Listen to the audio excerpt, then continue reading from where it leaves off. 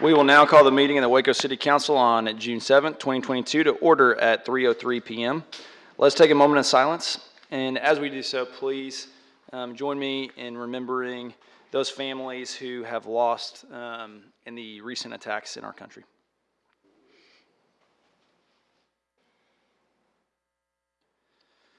Thank you.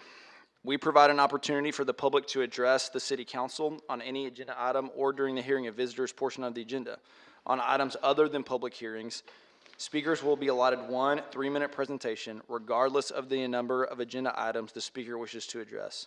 If you're here to speak and have not filled out a registration card, please see the City Secretary staff at the registration table outside of the auditorium to provide registration information so that staff can contact you if necessary. If you have handouts, please let us know at the beginning of your presentation and staff will distribute those to council. And if you're unable to approach the podium due to physical limitations, a microphone is available to be brought to you. Is there anyone present who would like to speak on a work session item?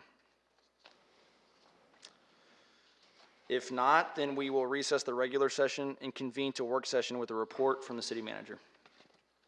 Good afternoon. Forgot I have to touch the button now. Somebody took away my sticky. Good afternoon, Mayor and Council. We don't have any changes for the agenda today, and I have one employee recognition / organizational update that I wanted to share, and it's a change that we've made in our solid waste team. As you know, Chuck Dowdell, Chuck, give a wave to us. There's Chuck. Chuck has been leading the solid waste team for several years. And a couple years ago, Cody Patillo joined the team as assistant director. Cody, give him a wave. All right, now y'all are a company. We know who you are. And he joined the team as assistant director and has really grown into that role, kind of learning along the way, and as of today, kind of assuming most of the day-to-day operational leadership duties in the department. But what you may not know is that Chuck has a whole lot meaning years and ultimately decades of experience in the renewable energy and waste to energy projects that he had during his time in California earlier in his career.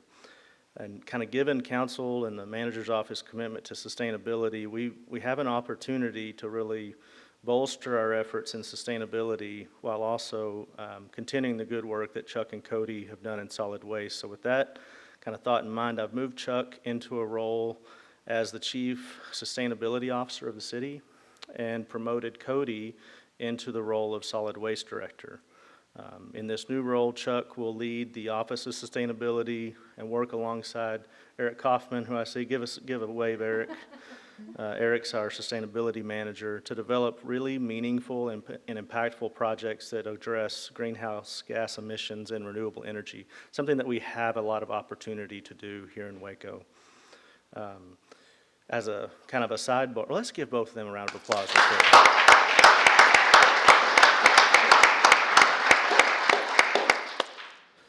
Kind of as an extension of that, wanted to highlight, certainly the council's aware that landfill development and operations are a real integral part of environmental sustainability. So Chuck will continue to provide regulatory and compliance oversight of our landfill development permit to include the landfill permitting, site operational plans, and site development plans. And then for Cody, as Director of Solid Waste, he'll be leading the collections and operations teams, which serve every one of our 140,000 residents once a week, and as well as thousands of businesses. So I'm excited about this reorganization, and it really helps us further align the city staff to what your goals and objectives are as a council. Congratulations to both of you. It's been such an honor to see both of you guys provide such quality services to our residents and have really both made a name for yourselves in our community for your competent leadership. So congratulations to both of you gentlemen and also to our city staff for making good organizational decisions. Thanks, Mayor. Staff has provided 2 informal reports today on the agenda. The first is 2022-328, which covers the approval of a final plat and construction plans of the Park Meadows Addition Phase 5. And the second is 2022-329, which contains the results of the 2022 City Limits Wellness Challenge. And I believe we have Lindsey Clark coming up. Come on up. She's our wellness coordinator, and she'll be presenting the trophy to the winning team. I do want to say this year the winning team does not have me as a team member. Because as y'all know, I was not able to walk a whole lot. So I apologize to my team who was held back by me not walking as much as I'm usually walk. So Lindsey, tell us who the winner is. All right, so my name is Lindsey Clark. I'm the Wellness Coordinator in Human Resources. City of Waco employees completed the 5th Annual City Limits Wellness Challenge on May 20th. They spent 3 weeks working in teams of 5 to log the cumulative 170 miles, which is kind of roughly the perimeter around the city limits of Waco. And so along the way, at intervals in the challenge, then employees would learn fun facts about different departments. We had over 300 employees participate, and they made up a total of 74 teams. And then as a city, our employees walked 26,364 miles. And the winning team, I have brought them with me if you guys want to come on up. We have 4 of the 5 here. This is City's Most Wanted is their team name. They logged a total of 1,134 miles. And they are made up of employees from facilities and purchasing. We have Adrian Floyd, Brandon Geddes couldn't be here today, Gumaro Rodriguez, Larry Skanes, and Tambra Crawford.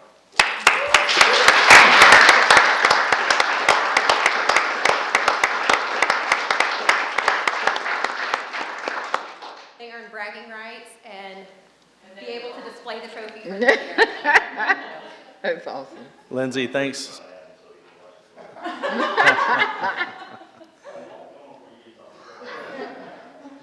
Lindsey, I just want to say a quick thank you for everything you do to support this program and wellness for our employees. It's fun to watch the camaraderie and the jokes and things that go around between the team names and who's got bragging rights. It helps to energize the program, so thank you for your support. I'll just chip in on that, or chime in, on that too. Thanks to all who participated in it, and thanks, Lindsey, for helping organize that. I know it's, and congratulate City's Most Wanted. You did a great job. But it's a healthy workforce is a better performing workforce. And this is sort of emblematic of having a healthy team out there, because ultimately it saves on the premiums, health insurance premiums. That's what this is all about, keeping our workforce in shape, which translates itself into saving taxpayer money, saving city money, and saving budget money. So I appreciate this program, and thanks, Lindsey, for putting it together. And Missy, I know that you've done a good job of being focused on this too, because it helps all the Wacoans when our team's in good shape. So appreciate it. Appreciate the effort. To add to Councilmember Holmes, one of the things that I realized in this process is how dedicated the city of Waco is to the wellness of its team.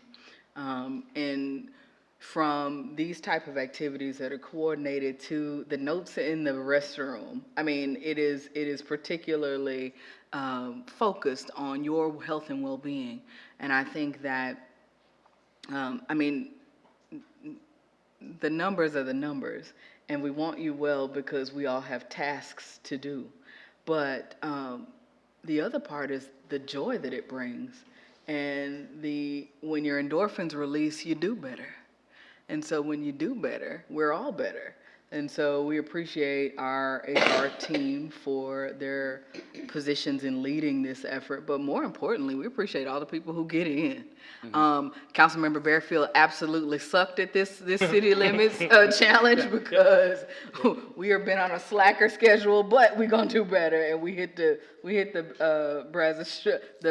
trail on the river yesterday and today. So we're doing better, but just not in time for the challenge. But I want to thank all the employees. It was fun watching, because you could tell when you come up to City Hall, you see the people zipping through here, and I'm like, y'all walking for the challenge? Mm-hmm. And they keep on going.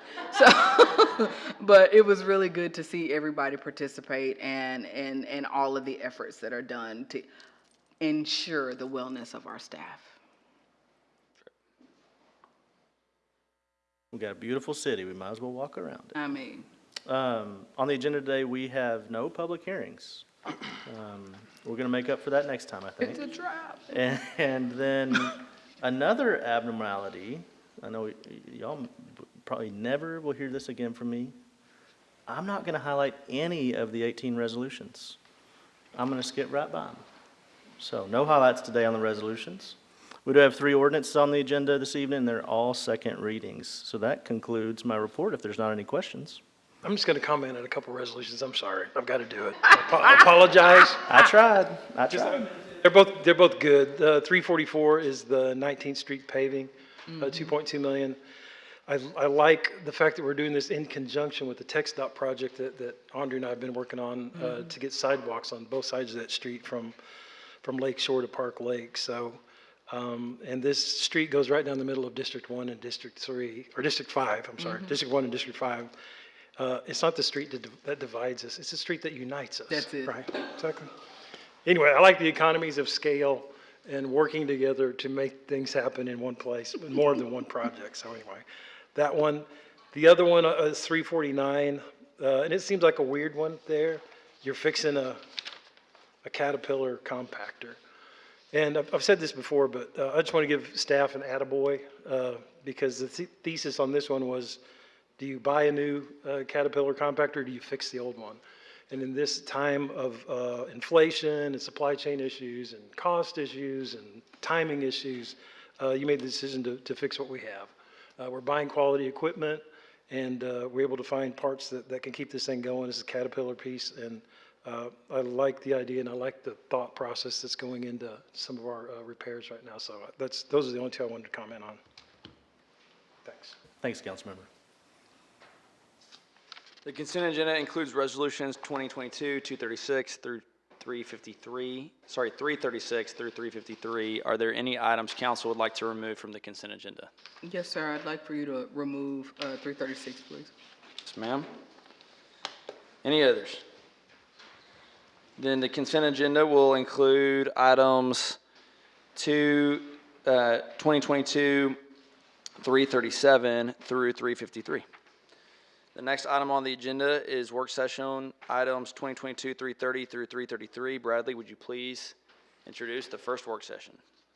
Sure, Mayor. I'm going to invite Chief Cheryl Victorian up. There she is. I was like, where is she? Help. Chief Victorian is going to join us for a discussion of Waco Police Department operations, including crime strategies, statistics, and community engagement, and adding a little more color to that. As Chief walks up, Chief's going to present a review of a recently developed strategic response to violent crime. This is a necessary and important update given recent events as well as longer term trends that she's going to show an increase in our violent crime rate over the last few years. She's going to work from kind of 3 pillars, the 3 pillars that make law enforcement successful and a community safe, which is crime prevention, crime intervention, and crime enforcement. One thing to note is that I, as your city manager, am working with the other team members of the CMO and city team, as well as the chief, to ensure we appropriately resource Chief and this plan. And then she's also going to cover, which I think is really important, the communication strategies surrounding this plan, because we're going to get this plan out and talk about it quite a bit so that we're very intentional about stating what our approach is, as well as the results that we intend. We're going to say that multiple times. Y'all hearing back? Y'all hearing the feedback? Okay. We're going to say that multiple times so our residents understand what all's involved, and they understand what their opportunity is to get involved and get on the field with our police team. So without further ado, Chief, why don't you take us away? Thank you. Good afternoon, everyone. Good afternoon. Good afternoon. I am pleased to be able to present the Waco Police Department's violent crime strategic response. Just to provide you a brief overview for those who have not seen it. It will be available publicly after we're done with this session. Since the beginning of 2022, the Waco Police Department has seen an increase in the number of murders occurring in our city. Although several motives have been determined, murders due to interpersonal disputes, those domestic violences, those acquaintance disturbances, gang violence, and potential for retaliation, and the loss of innocent lives due to the recklessness in which many of these murders occur, Of course, it heightens our concern and undoubtedly pose a threat to public safety. To date, we have had 13 murders, 11 different homicide investigations, which means that there were 2 individuals killed during the course of 2 of those investigations. 7 of those investigations have been cleared by arrest. We've had over 40 incidents of deadly conduct, and pretty much what that means is random discharges throughout our city, where somebody's either just at a stop sign or intersection and randomly discharged their weapons in the air, or it may have been a drive-by shooting where nobody was injured. So year to date, we have had a total of 123 stolen weapons. We'll talk a little bit about prevention in a minute, as well as intervention and some strategies that we will use in order to help our citizens best protect themselves and their property as well.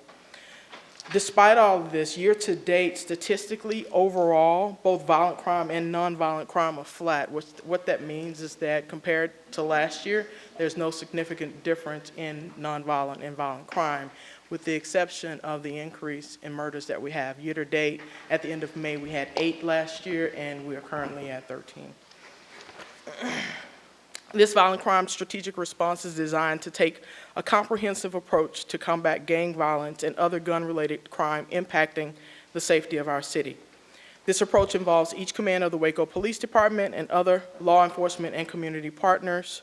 It includes both our sworn and support personnel, the District Attorney's Office, the Federal Prosecutor's Office, as well as our law enforcement partners. Our Waco community stakeholders, including Waco ISD, La Vega ISD, our area clergy, our youth organizations, businesses, and other Waco social service organizations are also instrumental in our prevention and intervention and reduction and apprehension efforts. During this initiative, we will also be seeking assistance of other individuals and organizations who are invested into the future of this city and our youth. This plan is being implemented within the framework of our department's mission to provide police services to the Waco community with integrity, professionalism, respect, accountability, and to preserve life and property, to enforce the law within the framework of the United States Constitution, and to work in partnership with our community and being good stewards of the public's trust and resources. We will do this by maintaining our commitment to relational policing, by building trust through transparency, respect, engagement, building emotional capital, and accountability. Next slide. Thank you. So today I'm just going to go over briefly the objectives of the plan, the violent crime trends in the city of Waco, as well as those that are happening nationally and in Texas. And then talk a little bit about our violent crime strategic response, which involved, as our city manager says, prevention, intervention, apprehension, and crime reduction. We'll talk about some of the successes that we've already had this year in our communication strategies. And please know that this is not a strategic plan that we're just starting. This is something that we started back in February after the increase in murders that we saw early in the year. And we'll also talk about our intended outcomes.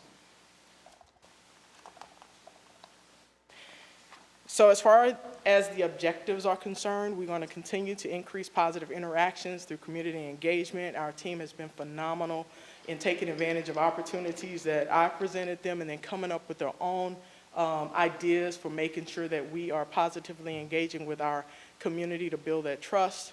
We're going to emphasize crime prevention focus through education and practice, work with community stakeholders for collaborative intervention, proactively engage in focused strategic enforcement, and we'll talk about that a little later, and apprehend and hold offenders accountable. As I stated earlier, the Waco Police Department's violent crime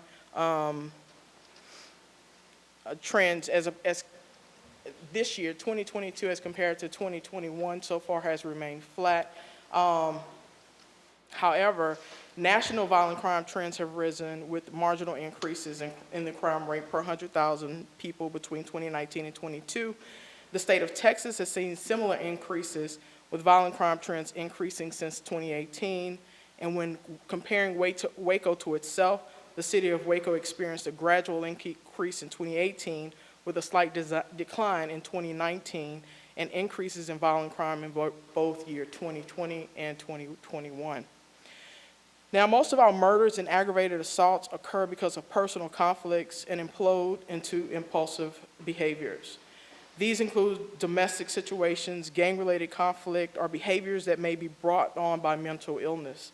Typically, people near the conflict or who witness behaviors, conversations, and actions and see the escalation and potential for violence and may have the opportunity to report, intervene, and/or suggest resources for those involved, are therefore interrupting the potential violence. And you'll hear me talk a little bit in a minute when we're talking about intervention, about violence interrupters. And we are reaching out to the whole city of Waco for anybody in families and neighborhoods and in communities who are willing to support us in this effort.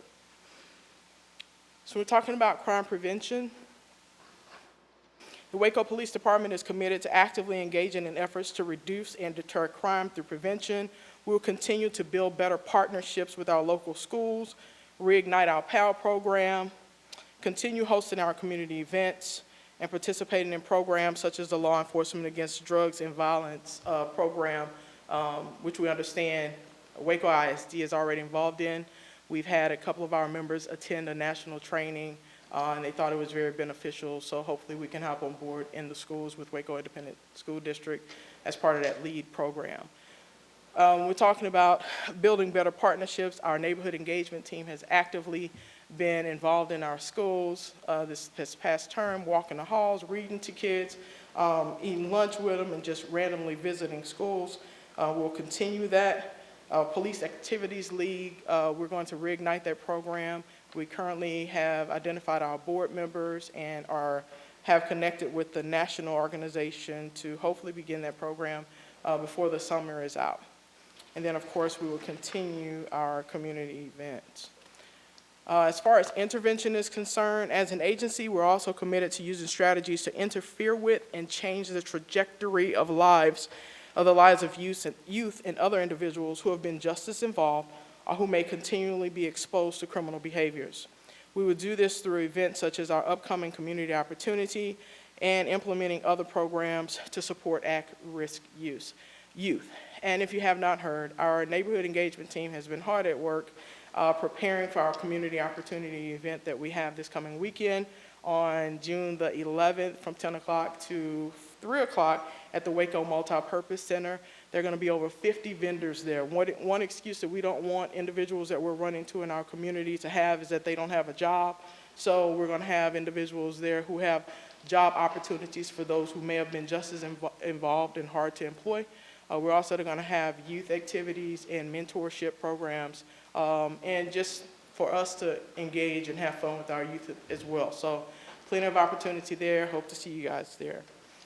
At the end of the year, we piloted a program called Project Safe Start. The idea came back from something that we've done at a previous job of mine. I won't mention the name of that city, but but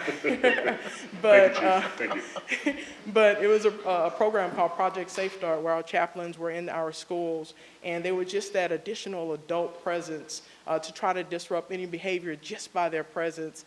And so I handed off this task to our neighborhood engagement team, and I want to thank our Chaplain Vice, as well as Chaplain Richard Thompson for leading out this effort and organizing chaplains across the city who agreed to go into our high schools and a couple of our middle schools the last couple of days of schools just to be that presence and help disrupt behavior.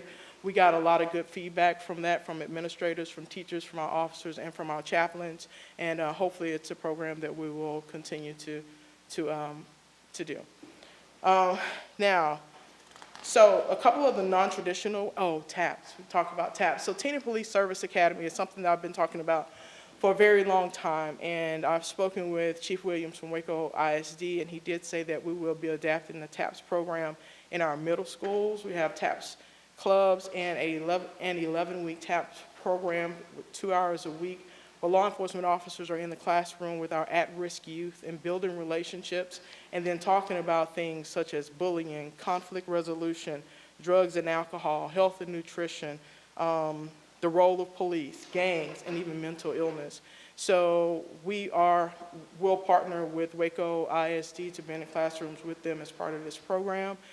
And then the last two, our violence interrupters and our social resource coordinator, these are two non-traditional approaches that we are going to try. And I am all about trying. If it doesn't work, we go back to the drawing board and redo it. So one thing that we have been talking about is our violence interrupters program. I mentioned it a little briefly. We were researching an opportunity to use violence interrupters to intervene in hostile conflicts to prevent escalation, assist high-risk individuals in avoiding retaliation, and empower the community to denounce violence as a norm. We are seeking representation from a racially diverse community who may or may not have been just as involved and are willing to influence the behavior of individuals involved in high-risk violent behaviors. You know, when police are called to the scenes, it's usually after the fact and after something has happened. But there are people in households and in our communities that hear the violence, they hear the arguments, they hear the fights, who we can equip and train them in order to have those conversations, or just provide them resources so that they could provide resources to those who may be involved in domestic violence incidents or in gang conflict, to just help us to be the eyes and ears of the streets, to help us be able to prevent a lot of the violent crime that we're seeing. So we located a grant, a funding opportunity through the Department of Justice. Chief, I don't mean to interrupt you, but I think we had one quick question. Oh, yes, One ma'am. quick question, Chief. I'm sorry to interrupt you, but I'm not quite sure I understand about the violence interrupters. Would these be volunteers within the community that the police department would train? Or how are the violence interrupters going to be called to come forward to volunteer? Because you just don't want anybody interfering in something that they might get hurt or not know what they're doing and causing more disruption. Yes, ma'am. And I'm just about to cover that. Through the grant, there's an opportunity for us. It's led by a community stakeholder, and that community stakeholder is going to be Waco Connect. Waco Connect is going to apply for the grant. Then we'll identify 501c3 organization or grassroots organizations in the community and be able to, through the grant, there are training opportunities to make sure that we identify and train those we feel would be able to go in and be those persons. And they have to be willing to do it. We're not going to try to tie anybody's hands or force anybody's hands. But one of the things that I found out as we were researching the violence interrupters is that they were paid. And so that's one of the reasons for the grant. That's one of the reasons that it's with an outside entity and not directly with the police department. Even though we will train and be supportive in every way that we can. Thank you. I'm not quite sure that really makes me comfortable with that, but maybe I can talk with you later after your presentation, because I'm not really comfortable with this part, the violence I'm not quite sure I understand how that's going to work. Okay. Yes, ma'am. And there's plenty of research out there, and I'll be glad to talk to you about what this program is. I actually was a part of a collective healing grant with Houston PD, and it's one of the things that one of the other 5 organizations who was awarded a similar grant did. So there's a level of expertise in a grassroots organization and some connections that I know I have that would be able to train and develop and identify those individuals who are respected in the community, who may or may not have been just as involved, like I said, who would be willing to just have those conversations with young men and young women who may be involved in violent activity. Thank you. Yes, ma'am. So Waco Connect is in the process of completing the grant. The grant is due on June the 16th. In addition to the support from the Waco Police Department, we have identified other Waco area organizations that will focus on prevention and intervention, who will be invited to participate. As required of this grant, this will involve holistic, coordinated interventions, attending to the multiple needs of individuals at high risk of gang and gun violence. I'd also like to just touch a bit on our social resource coordinator. Ms. D'Angela Bynum has been just a phenomenal asset to our team. Since August, she has come in contact with 369 individuals that she has been able to offer resources to. For the spring semester, we were able to have some interns that were able to assist her. The internships ended in April, and she will be requesting more internships from Baylor, who has agreed to partner with us for social workers and caseworkers to assist her with the caseload. And hopefully, eventually, we'll be able to get a staff of social resource coordinators to help her.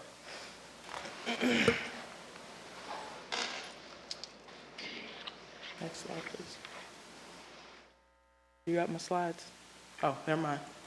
Both of us went. I'm sorry. Can we go back one, please?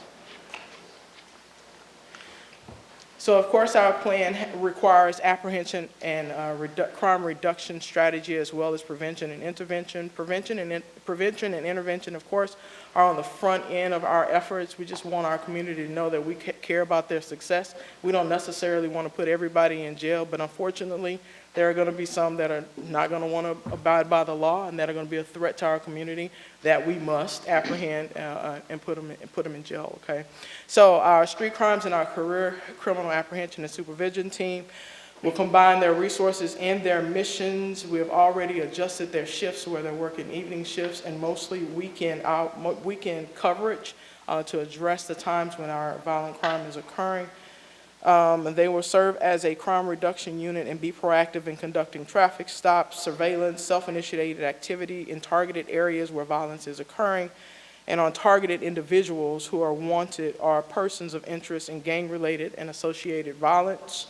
They respond to any calls identified as gang-related, have gang connections or gang ties, and those calls with the violent offenders are the potential for escalated violence or retaliation. Our gang intelligence officers will continue to work with the FBI to assist in gang-related investigations. And our goal is just to dig deeper into these cases and seek arrest warrants upon developing supporting evidence, making sure that we're linking cases, making sure that we're using the tools that we have to thwart retaliation when we see any connections. And they will follow up on any leads and make sure they're sharing information and continue to work internally with our criminal investigations, special crimes division on investigations related to gang activity. Our patrol command personnel are and have been using their uncommitted time to proactively interrupt illegal activities, including offenses related to firearms involving gang members, using information provided by the Texas Anti-Gang Office personnel combined with their knowledge and experience on the streets. They've already made numerous arrests, including BMVs, evading arrest, aggravated assault, unlawful carrying of weapons, and drug offenses. Our patrol officers are also contacting and communicating with gang officers and incidents that are believed to be gang-related from information that they may receive on the street. We will also be using technology in order to have an impact on a reduction of gun-related incidents. We just completed an LSR for flock for gunshot detection technology, as well as automated license plate readers. Our goal is to obtain this package from Flock with the deployment of static ALPR cameras, that's the automatic license plate read cameras, to identify persons involved in discharges or other gun-related offenses, and identification of suspicious vehicles involved in other criminal activity. This technology will only be used to follow up on investigations. We're not going to just be randomly looking for folk. We will be intentional about its use and making sure we're using it in the heart for which we're requesting it. It's because typically we're not able to, if we had the manpower to just assign somebody to gunshot detection, as soon as the gunshots would go off, that individual would head to that scene and may or may not catch an individual with the weapon in their hands, but in the case of delayed responses, the automatic license plate readers will help us with identification of vehicles and potentially identification of suspects as well. So some of the successes that we've had since we began this back in late January, or late February, early March, we've had a total of 433 arrests. Again, that includes 7 for murder, 13 for sexual assault, 25 for robbery, 388 for assaults and aggravated assaults. One of the things that I think we've also recovered, 281 firearms, and these include weapons that were collected as evidence found as property for safekeeping and recovered stolen since January the 1st, 2022. And what's significant about that number is last year, I think we recovered a total for the year, 436 weapons. So just in this first quarter alone, we've recovered 281 firearms. One thing that we don't talk enough about is our National Integrated Ballistic Information System. That's our NIBIN system. So anytime we get called to a discharging firearm call, our officers arrive to the scene. If there are ballistic shell casings to be collected, our officers collect that evidence, and then they tag it into it with our crime analysts. Our crime analysts use the NIBIN machine to see if they can connect those rounds or that ballistic evidence to any other cases, and we have been successful in 54% of the cases that we have. Right now, year to date, we have a total of 294 cases that were entered, a 54% lead rate, and what that means is that when we recover some ballistic evidence, we've recovered ballistic evidence from that same weapon before. It doesn't necessarily mean that we have the gun. In some instances, it does, but for the most part, it's connecting the rounds from different investigations or calls that we're getting related to evidence where we collect ballistics. All right, so when we're talking about communications, internal communication strategies, we do a great job communicating with each other via email, through crime bulletins, and through our daily shift reports. As far as external communications, we will continue to use every opportunity on social media, through press release, through our podcast. We have our weekly podcast. We'll also make sure that we are being good partners with our local media.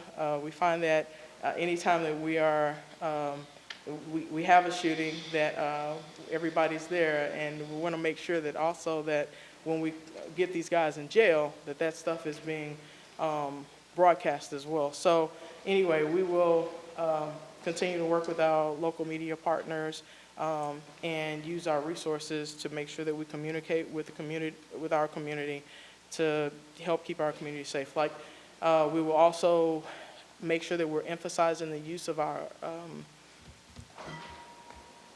tip line, our Crime Stoppers. God. All right, breathe. Of Crime Stoppers as well. And we'll continue to provide our weekly update to council of significant arrests, seizures, weapon recoveries, and any statistics related to special operations regarding gang activity or the recovery of weapons. And as I said earlier, we'll frequently assess what we're doing to make sure that it's working. If it's not working, we will always adjust our strategy to make sure that we are being impactful. Some of the intended consequences are intended outcomes as a result of our efforts. Of course, increase community engagement to build trust, as well as community engagement to make sure that we're solving crimes. We have done a better job in the last couple of months of getting our community to come forth and participate in investigations and helping us solve crimes. We hope that we can continue to do that and get even more people who are hesitant about providing information to help us solve crimes by providing information. Implementation of crime prevention strategies. We held our crime prevention summit back in February. We're going to continue those efforts in helping our community keep themselves safe and reduce victimization. Our stakeholder partnerships continue to build. We have had great community support, as you see from 50 vendors this weekend, as well as other events that we hold. And of course, the arrest and apprehension of violent offenders and the removal of guns, drugs, and other illegal contraband off the streets of Waco. So finally, I just want to remind everyone that keeping our community safe is not a spectator sport. From the first day that I got here, I emphasized the importance of working cooperatively with our community members and our community stakeholders to help us in becoming a model city of public safety and community police relationships. While we have made some strides in building better partnerships, we still have work to do. Our city is a safe city, but some of the violence we are seeing is arising from conflicts that are embedded in neighborhoods and households and communities that need someone to stop the cycle of violence and have the courage to reach out for resources, whether it's domestic violence information, conflict resolution information, whether it's Crime Stoppers or job opportunities, GEDs or college assistance. Somebody to just say enough and that we're not going to handle our conflict this way anymore. We can do this and we will do this, and the Waco Police Department is committed to doing what we can on the front end with prevention and intervention, and then of course on the back end with apprehension to make sure our city is a safe place. Thank you. Any questions or comments? I'll chime in here. The Chief Victorian, thank you so much for the presentation. You know, it's a goal of this council to have a best-in-class police force, and your short time on the job, you've been a great leader, and I appreciate your work and your team's work and the force's work here. And I'm just kind of going through my notes here on your presentation. Not a great trend on violent crimes, but that's not just in Waco, and I would submit that our trend isn't quite as bad as other cities. And due in no small part to your leadership and our police force that we have. And what I like is we're not standing by and saying, hey, we're not as bad as other people. We are being proactive. We're being thoughtful, strategic, tactical on how we we have a plan here. And I like your recent successes. That was a great slide. And just the broad stroke initiatives about neighborhood engagement, which I love that part. The apprehension, the increased patrol, and ultimately one of the goals that you have, holding offenders accountable. I mean, that's what it's all about ultimately, is to dissuade criminal activity. Just a comment on, I like the plan that you have, and I know that I just want to make sure you have the tools to execute the plan. And I know that the big part of the tools is personnel and equipment and fleet and all that kind of thing. And I know that we authorized the hire of a few more policemen, but can you just comment, and again, we're not really broaching budget here for this year, but just in general, are we fully staffed right now? One question. No, fortunately tonight I'll be leaving here and we have 12 that are coming out of the academy tonight. Great bunch. I expect them to be here 30 years. But we still are, with that 12, we're still down 20 with attrition and the 12 that we have been allotted. Thank you very much for the incentive, allowing us incentives. Our city manager and they have approved us to have hiring incentives for those who are already TCO certified, to make it very attractive to come to the Waco Police Department, to those who are new and interested in policing, and then even attracting some from out of state. We have some pretty good incentives. I've heard Ryan say that they're the highest in the state, and hopefully we can stay that way and get everybody's officers before they decide to jump on board. So yeah, we're still down 20, but we have 3 that made it through the process and we'll be starting in July, but we're hoping with these incentives that we can add some TCO certified officers who won't have to go through academy and will be straight on the streets really soon. So, Councilmember, to add on to Chief's comment, I don't want you to be surprised on this incentive thing. Because if you happen to go to lunch at Rudy's Barbecue, there's an electronic billboard on the right-hand side that talks about that incentive. And it's up to $15,000, as Chief mentioned, for a TCO certified officer, because we want to get that number, that 20 number needs to come down. And so we're aligned in that. The council, the manager, and the chief are definitely aligned to bring that down and make sure that we have everybody we need on the field, both from a police department standpoint, but also from the community standpoint.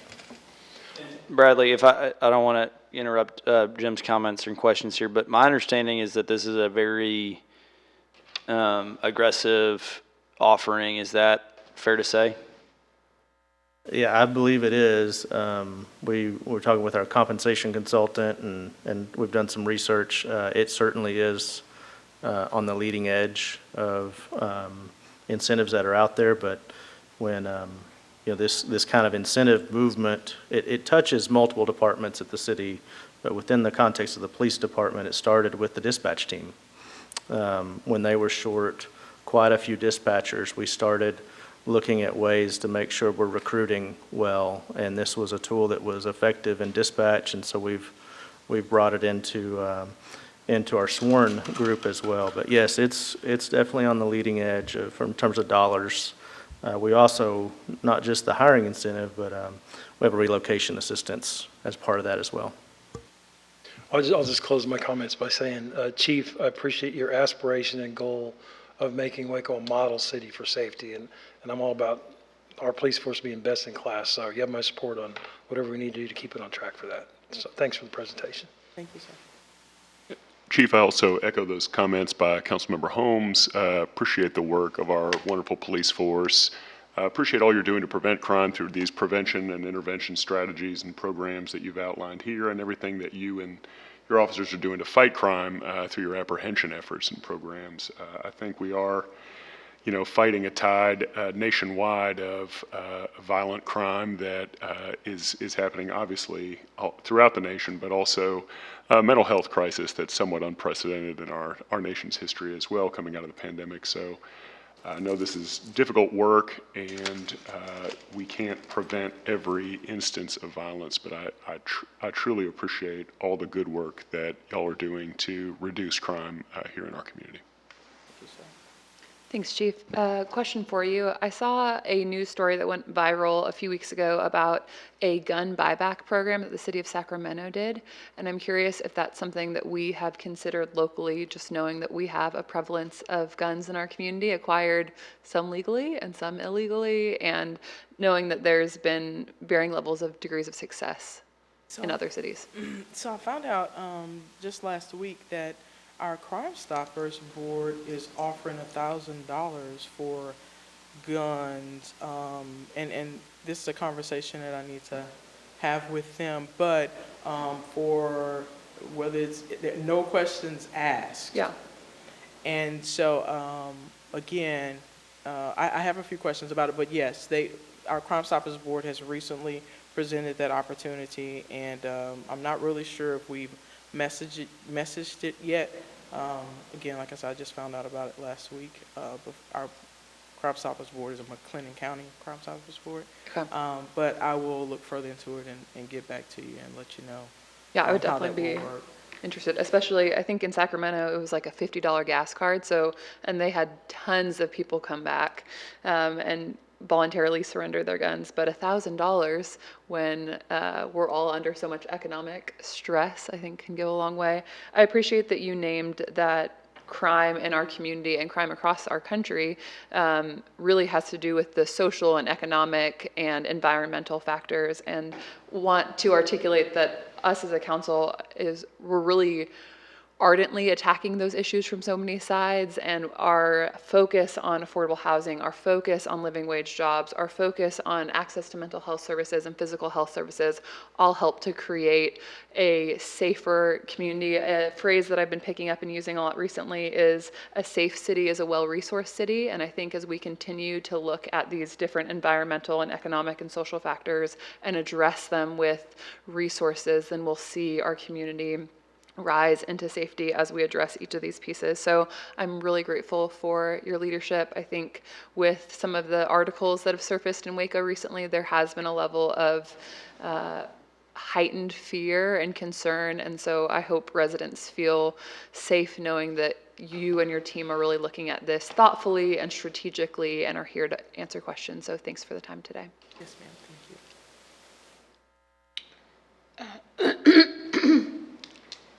Thank you for your report, Chief. You answered my question on the violent, well, didn't really, but you're going to make me feel better about it after talking to you about the violent interrupters. But I'm sorry, my allergies.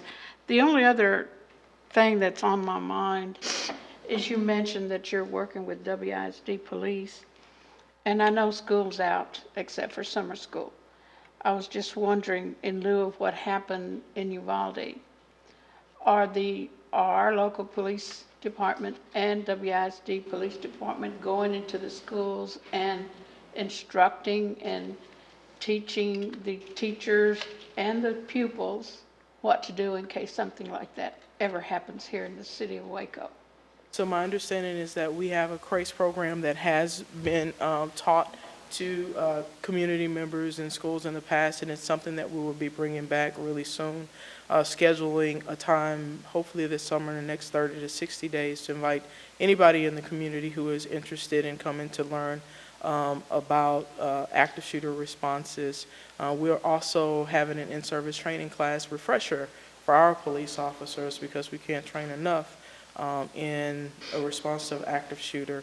But yes, ma'am, we will be offering the CRACE program again, and we'll happily partner with WISD and anybody else who is interested in coming to partner with us to put this class on for our community to help them feel safe in the event an active shooter comes to their workplace or their school. Thank you. Thank you, Chief, for this presentation. Several things. I appreciate the fact that even this document is entitled a response and not a plan, because we are in the process of figuring this out and realigning what our goals are. City. I mean, it is very easy to sit and say, you know, you want a safe city, you want a thing. You know, it's the how of it.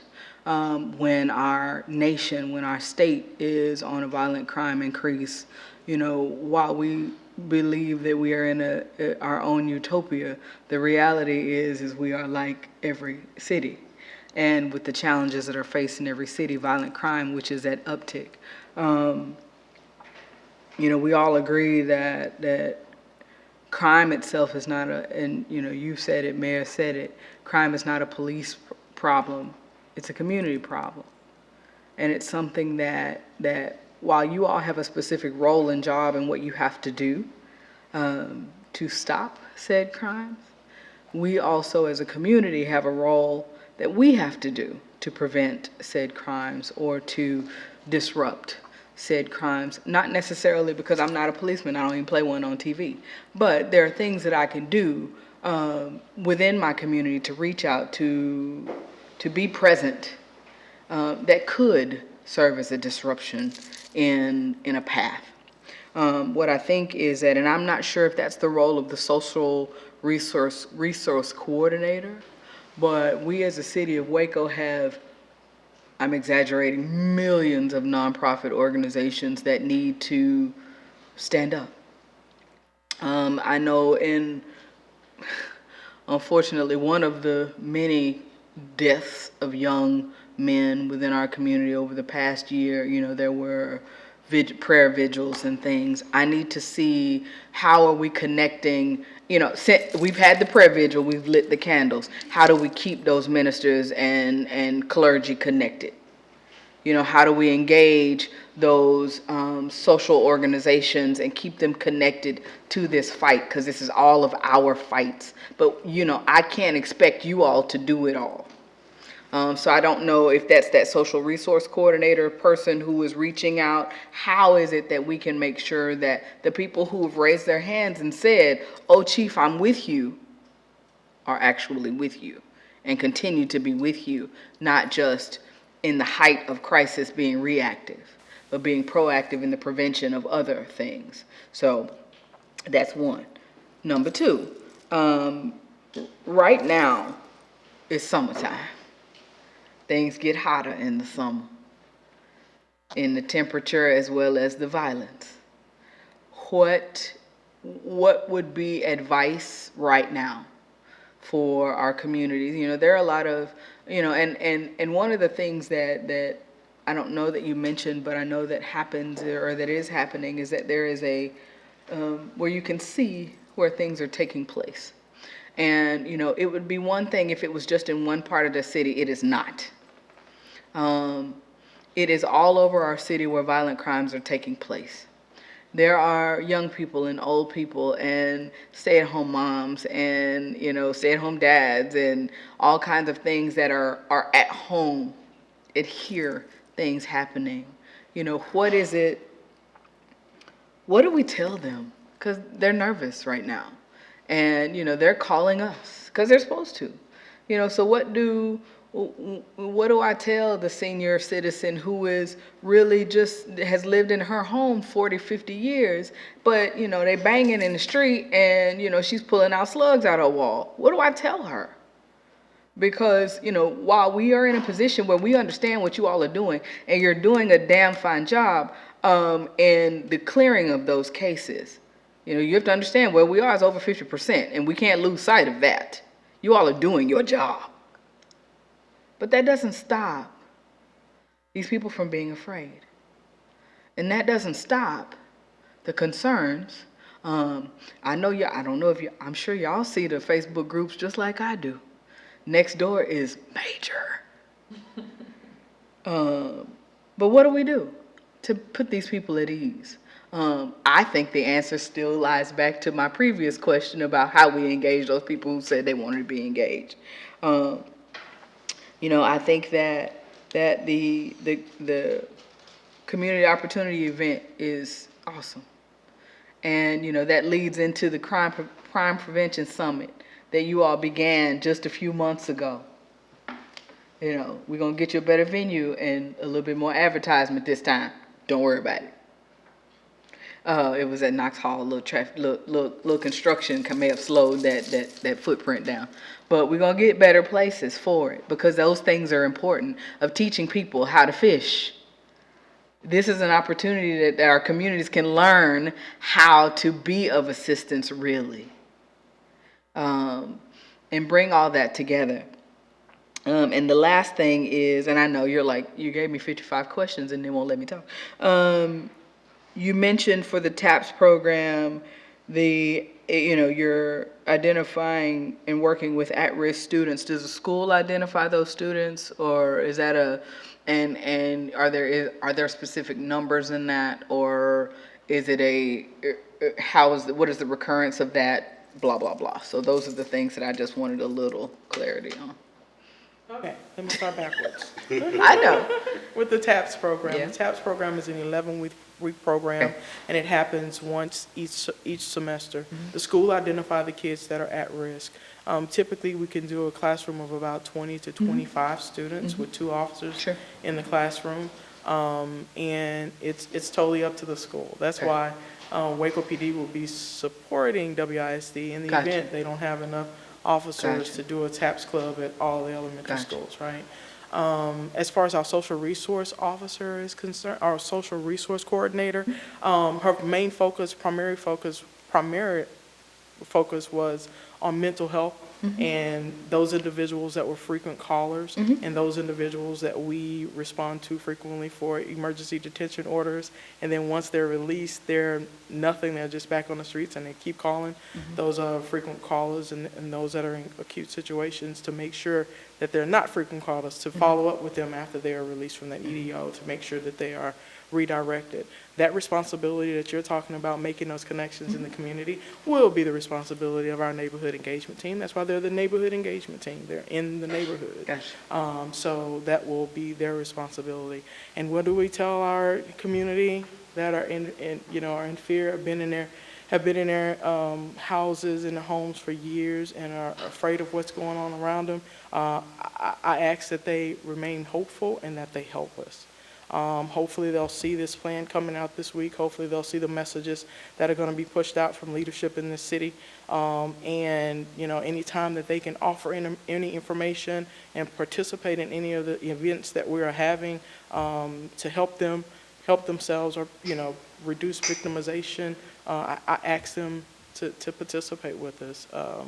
And that's what our neighborhood engagement team is out there for, to help make those connections with individuals and to see what those things in the neighborhoods that we may not see that show up in statistics, that people need help with, right?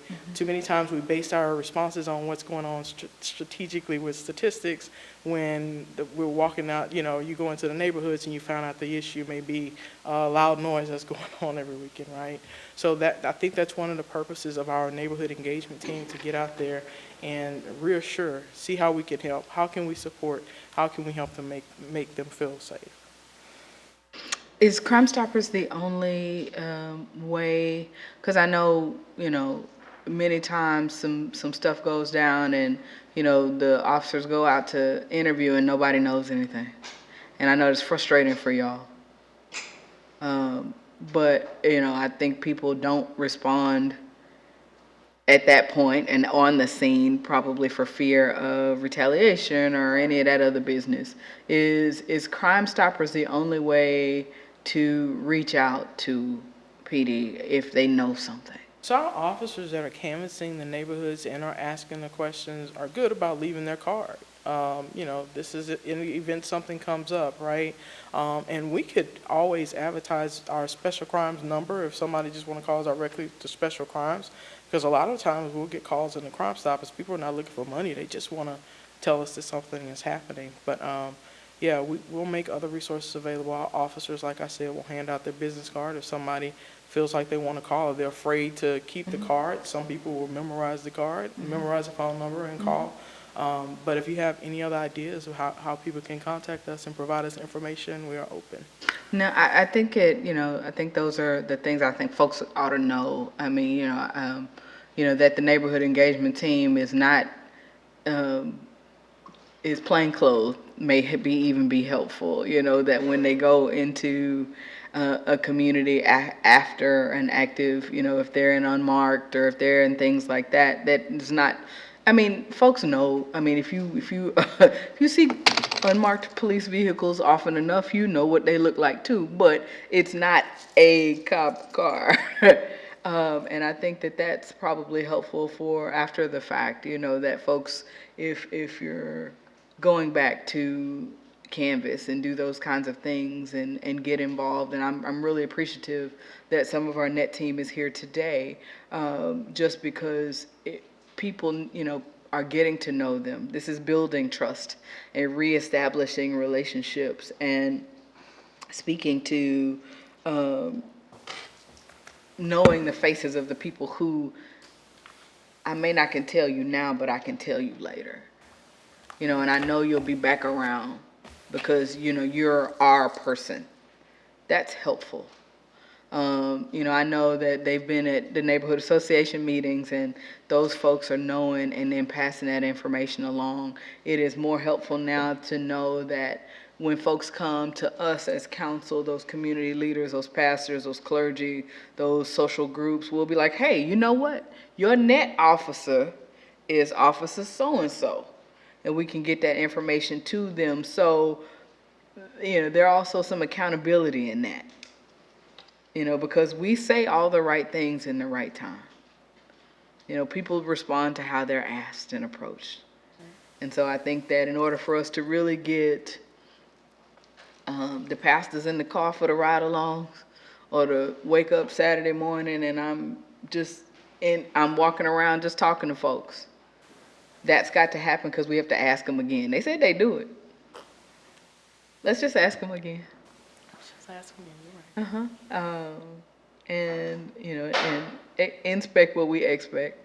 So I appreciate everything that we have begun doing, will continue to do in building community and space around our safety, because it's all of ours. It's not just yours, it's not just ours, it's not just the people, you know, in leadership, in management. It belongs to us all, and we have to take a responsibility for it all. But thank you.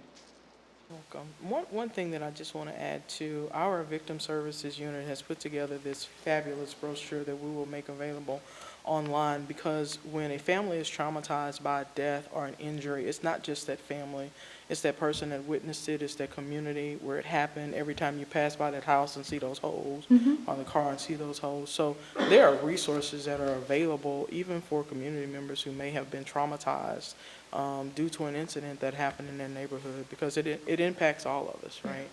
So we'll have that resource on our website as well. Thank you. Chief, to you and your team, great work. It's so meaningful to be able to hear this. I know that you're doing this work already, and I know creating the action plan that you did took time away from the work of what you're doing on the day-to-day. And so I appreciate that, because I think it gives confidence to our community, in addition to the confidence that you and your force bring every day to this community with the integrity with which you serve us all.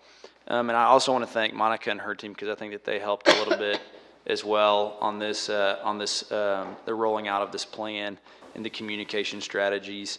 I think that it's just consistent with the culture of Waco that when crime rises across the country, violent crime rates rise across the country, Waco steps up and responds strategically and proactively. And this is exactly a representation of that. We are seeing crime rates rise, violent crime rates rise across the entire nation. And so we're going to respond with a strategic plan. And I really appreciate that. And I think it's important for our community to remember, and it's been said, I'm just going to reiterate it, that compared to previous years and relatively speaking, most crime rates are down or flat. And even for violent crime, it's still lower than what it's been in recent history. And so although we're seeing an uptick, Waco is still a very safe city. And what I heard, is this right, Chief, that you're really kind of categorizing the violent crime upticks in kind of drug and gang and domestic dispute. Is that right? Yes, Domestic sir. violence, yeah. And so I do just commend a proactive response to this. I want to commend our police force. I get reports, and when there are these violent acts, domestic disputes, or drug and gang related crimes, I hear our police apprehending suspects usually within hours. So the rates with which we are able to the clearance rates, I guess, or the apprehension process, I think is something that is really commendable. And I think that it's something that we have to acknowledge that, again, while sometimes we can't prevent the crimes from happening, our police can respond, and they do such an excellent job doing that. So I want to thank our police officers.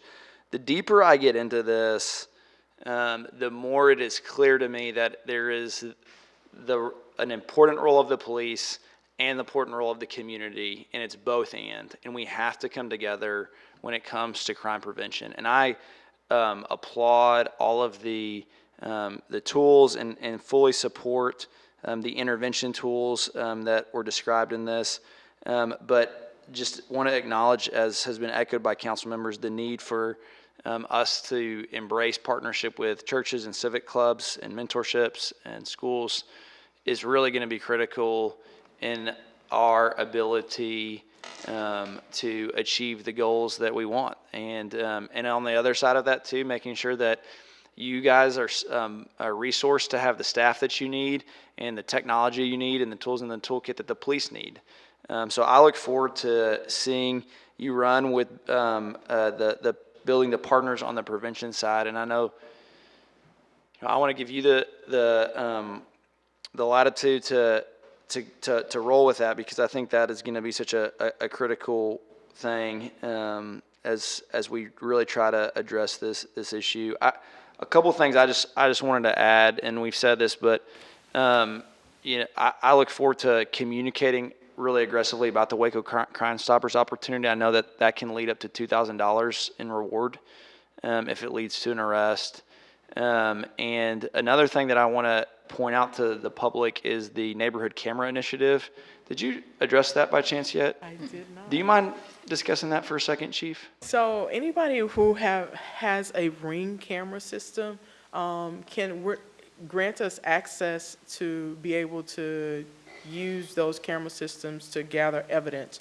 We don't have access to your cameras and won't be looking at your camera systems when you're not home. It's only those willing to share any information that they may have. If an incident occurred on your street and you have a Ring camera, and maybe we didn't catch that you had a Ring camera, and you're interested in sharing that information. If you have cameras on your houses and you happen to catch some footage of a car speeding off after you heard gunshots or something, and you're willing to share that information with us, there's a, if I'm not mistaken, on our website, there's a link for you to be able to connect with us to provide us with the information, just letting us know that you're interested in sharing if that occurs, if anything like that occurs. And that's any camera system, not just brand specific, correct? Not just a Ring system. If you have it and can capture the footage and can share with us, we'd appreciate it. Thank you, Chief. And then a couple last thoughts. If anyone is in a domestic violence situation or a situation where there might be a threat of domestic violence, I just want to remind the public that they can call the Waco Family Abuse Center, and that number is 1-800-283-8401. Also, for those community members, whether individuals, families, churches, civic organizations, nonprofits who want to engage in this work and the preventative work, this plan will be available on our city police department's website. It might not be on there yet, but it should be launching very momentarily, and will be accessible for the public to better understand the roles that they can play in engaging in making sure that Waco stays a safe city. And I want to double down on that. Waco is a safe city, and together we will maintain that. Together we will ensure that Waco remains safe, that the violent crime rates that we've seen uptick go down, and that Waco will be the model city for the country to be able to replicate. So, Chief, and your entire police force, thank you so much for all that you do, and keep up the good work. Thank you. My pleasure. Thanks, Mayor and Council, for that discussion. Our next work session will have Galen Price and Chris Randazzo come up to the table. This will be a discussion of a proposed multifamily rental registration and inspection program. At various times over the last few years, staff has presented councils with information regarding the creation of a rental registration program. And today you're going to hear from Galen Price, our Director of Community Services, who will be presenting a framework for a program that could be implemented by the end of 2023 with the effort of increasing the availability of safe housing in Waco. And I want to say welcome back to Chris Randazzo, our interim code compliance manager. He'll be providing support throughout the presentation. Galen? Thank you, Bradley. Good afternoon, Mayor and Council.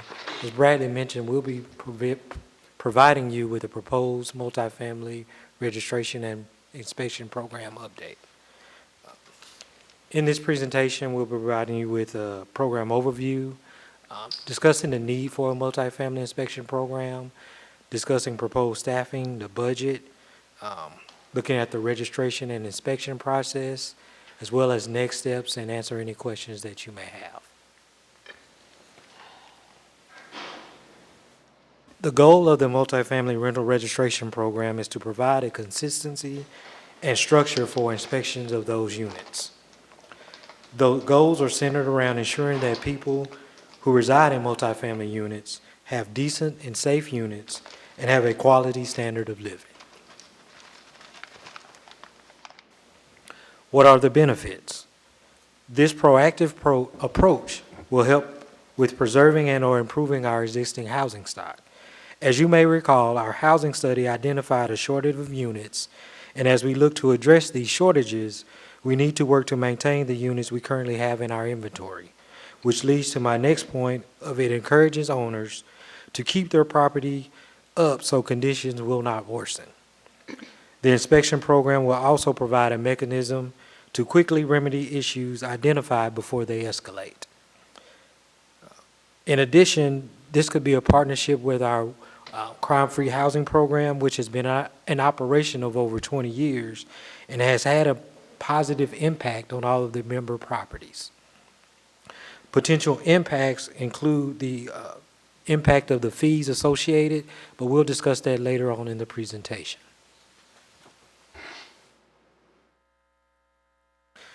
Waco is growing at a rapid pace, and the need for affordable, safe, and functional housing has never been greater.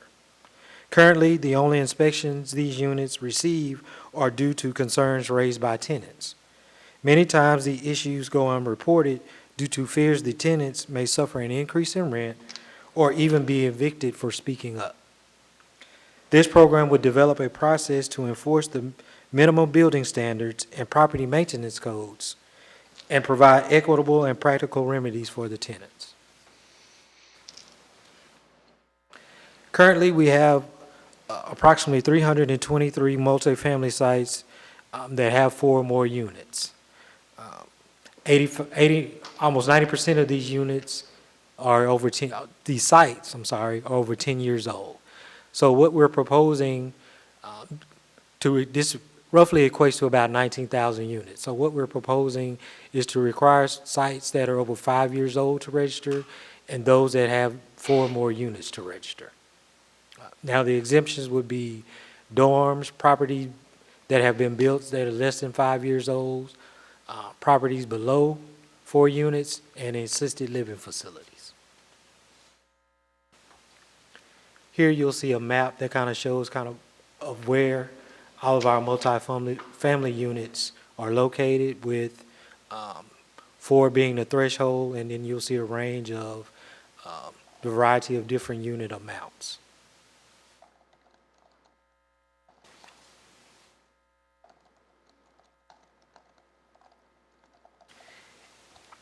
As far as staffing goes, we're proposing to have 4 inspectors and 1 support staff. Now, with 19,000 units approximately, that would leave 4,750 units to be inspected per inspector. Now, we anticipate inspecting a maximum of 50% of the units in a calendar year. So we're looking at roughly 9.5 inspections per day per inspector. If we added more units, this would likely increase the need for additional 5th inspector.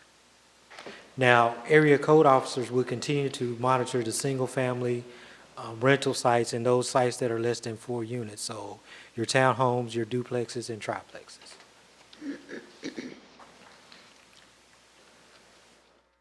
Now, from a budgetary standpoint, at $13 per unit, which would be the projected registration fee, would generate approximately $247,000. Now, reoccurring costs are projected to be a little less than $254,000, so roughly about $7,000 of a break-even point. 4 code officers would be needed for the program to make the required inspections of our current inventory. We would utilize 1 current employee, so only 3 are listed to accurately reflect the budget increase. Salaries listed above also include benefits. Now, the software and office space will have to be worked out as the development of the program progresses.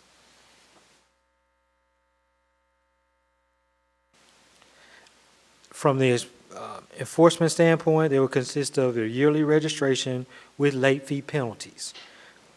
Further civil or criminal penalties for failure to register if they do not meet the registration requirement. Charges will be associated with the second and subsequent follow-up inspection on the same violation. $13 per unit would roughly be $1 per month impact to the rent. So with an average rent of about $950, this will result in an increase to $963.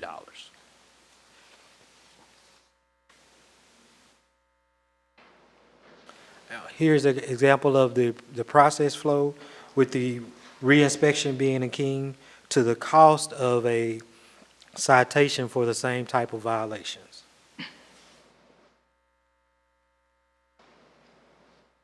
Here's a chart that shows the process flow where from registration to the enforcement component.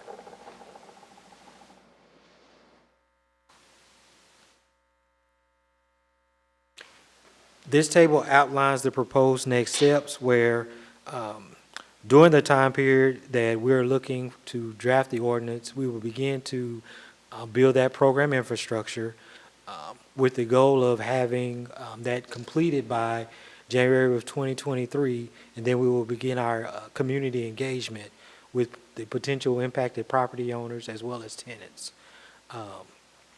During that entire first quarter of 2023, with the goal of finalizing that ordinance during the second quarter of 2023, and bringing our final recommendations to council at a later date after we finalize that ordinance. And with that, I will answer any questions that you may have. Any questions? Thanks for the presentation, Galen. I know that I'm supportive of this program of the rental registration, because it seems right now it's complaint based, and we don't really have a pathway to enforce like minimum building standards in these multifamily projects. So, and as your presentation said, the minimum property standards, is what we want our residents to feel safe, and improve the quality of where they're living. And I think it's very compelling when we bring out the point that it facilitates the preservation of our housing stock, which is very important right now when we're kind of short. And it also encourages preventative maintenance, because we're now going to enforce a level of standards, and it prompts remedies for violations. So I think this is good. I know there's an element of government overreach, but I think this is a compelling issue for Waco right now to have this kind of program in place. I do want to make sure that we have the resources in place to make this work. And I think you've shown a nice plan here on the personnel we need and what we're doing here to make it operational. And I like the data here, 19,000 units. And that's just the 4 units or more. I was thinking our total home units in the analysis we had from a couple months ago is 48,000 home units, just single family. So this is hitting a big number of Waco residents. So I'm supportive of the direction we're going here. Thanks, Galen. Yeah, I've got my fair share of multifamily units as illustrated there in District 3, and I think that this may improve landlord-tenant relationships by bringing them into compliance without it being as complaint-driven as the current system is. I think may actually be better for a lot of these multifamily unit owners in the long run, in that they don't run afoul of their own tenants, the courts, or municipal ordinances in this manner. So I'm also sensitive to something like this being a cost burden on landlords and property owners, or intrusive, but I don't think either of these proposals seems that way. I think even if this cost is passed on to the tenants, it's pretty minimal to where I think the rent could easily absorb that. And I don't think it's such an intrusion on private property rights. So this looks like a great solution to ensure that these units are at least habitable and up to our minimum standards. Galen, I am like giddy listening to this. I think with all of the work that we're doing on housing, a lot of the work that has been more focused on how do we help with home ownership, how do we help with accessing some of these federal programs that can help with renovation, and it's been less focused on the renter. So for us to have this really important way for us to take care of and have eyes on the quality and the safety and just the basic humanity offered in each one of these units is really exciting to me. I've heard a lot of positive feedback on this when we first were talking about this in the housing study, both from nonprofit partners and from individual renters in my district, just feeling like they're going to have more voice and more protection and higher quality living. So thank you for this work here. I'm curious with 2 pieces. The staff piece feels potentially like a really heavy lift. Going to 9.5 units a day sounds like a very busy work day. I'm curious, do y'all feel like that is the appropriate number of staff, or do you think we might need to phase an increase of staff so we're not running our staff into the ground? Well, we feel like this is a adequate number because this staff right here will focus purely on the multifamily inspection. So if you think about it from an average of spending about an hour doing an inspection per unit, that still kind of equates to a full workday for those individuals. The other question that I had is, I think this is really wise that we're starting at the 4 units plus. Do you anticipate that this will be a phased process and we will eventually, perhaps in a few years, look at landlords that have 3 units or 2 units or own several single-family homes in the community as well? Yes, I do. Okay. Awesome. That's all I have. Thank you. Galen, thank you, and Chris for this presentation. I totally support it, being as we're just coming off the converse of this and what happens when there is no registration and no checks and balances on this with the work that Code did, and tremendous lift that Code did and Legal did when we interacted and engaged with Trentwood, and to not have that go on again, especially in our multifamily units, is what we strive for. It's for those who are doing what they should do. It is but a small thing, and I don't think, and I know people are about private property and property rights and all that business, but I think that's just a small effort to keep us honest and to ensure that the knowledge is there, that, we're watching out for our constituents, whether they be on your property or their own. And I think that that's one of the most important things. I do want to emphasize always what the consequences are, and how those are managed, because I think the reason we got to where we got to with Trentwood, the consequences were not enforced or not enforced at a strong enough measure. Because I think that again, our role and responsibility is to protect our constituents, to protect our residents. And those who are doing a good job and doing what they're supposed to do and maintaining the safety and health and wellness from physical space of their residents, good job. Those who are not, I think, we need to make sure that we are enforcing as swiftly and as clearly as we can, so they can get into compliance as quickly as they can. Because at the end of the day, we want everybody to be able to live in the best and safest place for them and raise their children and themselves and their families. But I think what this does is to begin that step and the multifamily registration, and then we'll then grow to what that looks like for our rental registries, period, in the future. Because I know we have a great responsibility to our houses and but I know this isn't a renter-friendly state, and that's not the way that Texas is set up. I know people who moved here from other states are like, renters' rights is not a priority around here.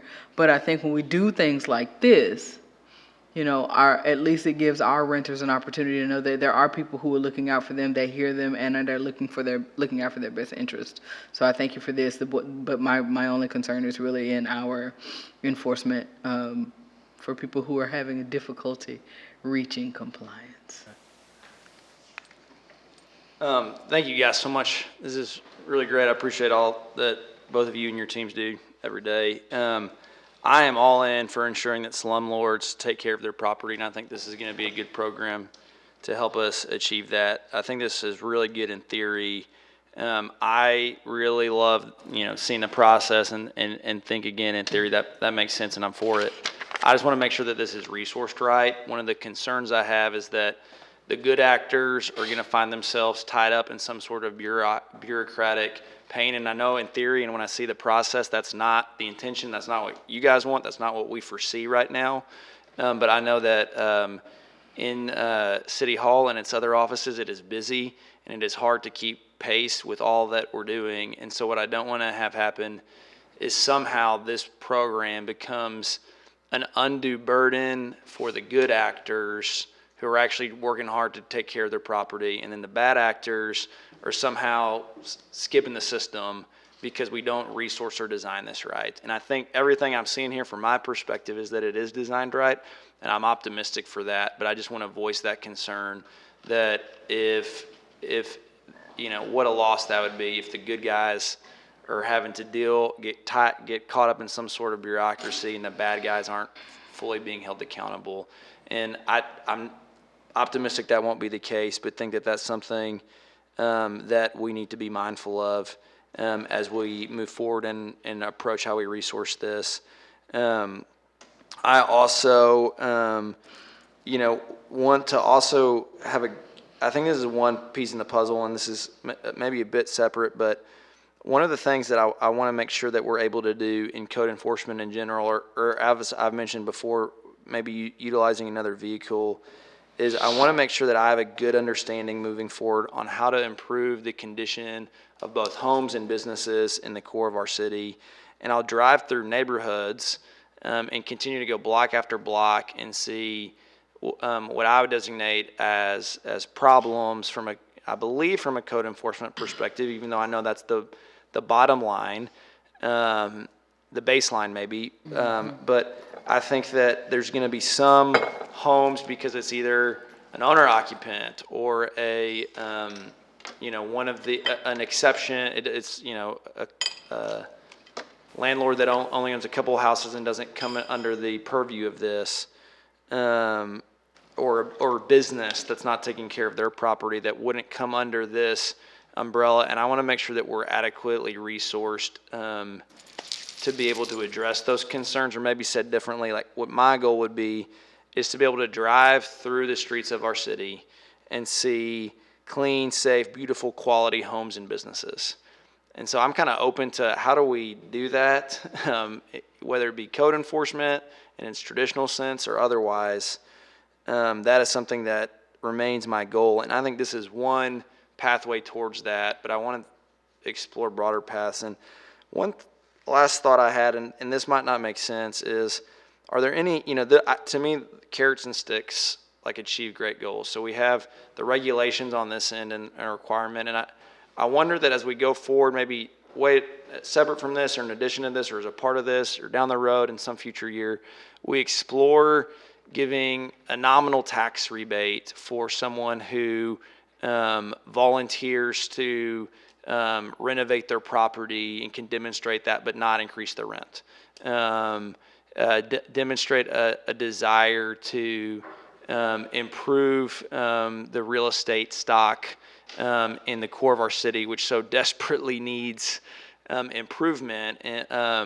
But financially, it's hard to maybe make sense for an owner to do that and also maintain the rent rates at what they are, particularly as we're about to discuss with appraisals having increased.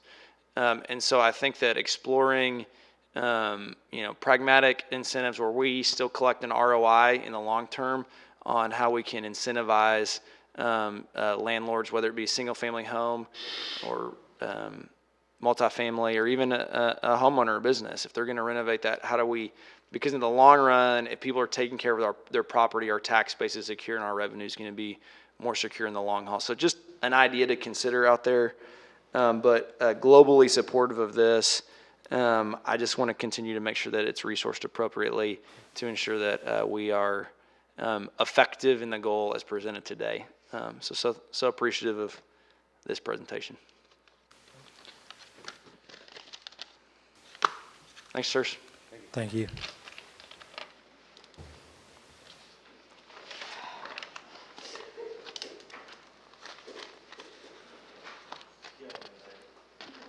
All right, our final work session of the day. Going to have Nick Sarpy, our Chief Financial Officer, and Paul Kane, our Assistant City Manager, come up to the podium to discuss a follow-up item from our budget retreat a few weeks ago, in which we, I believe, heard from the council a willingness to consider a modification to exemptions provided on homestead properties in Waco, as well as potential creation of an exemption for disabled individuals and an expansion of the exemption for over 65 residents. You're also going to see in today's presentation a cost of service comparison for peer cities. And as a reminder, each of these pieces are going to help, as I get feedback from you, are going to help me draft and ultimately deliver the city manager's proposed budget in early August. So this is very timely from my perspective as a manager, and it's also very timely because homeowners around the community have gotten their tax notices, and we've seen articles in the newspaper and news stories about the increases in appraisals. So looking forward for the council to hear the staff's draft strategy that could bring quick and strategic tax relief to homeowners. With that, I'll let Nick open the presentation, and I believe Paul will close us out here in a few minutes. All right, good afternoon, Mayor and Council. So as Bradley said, we're here to give you an update on the fiscal year 23 budget development, specifically following up on discussion at the May 18th special council meeting.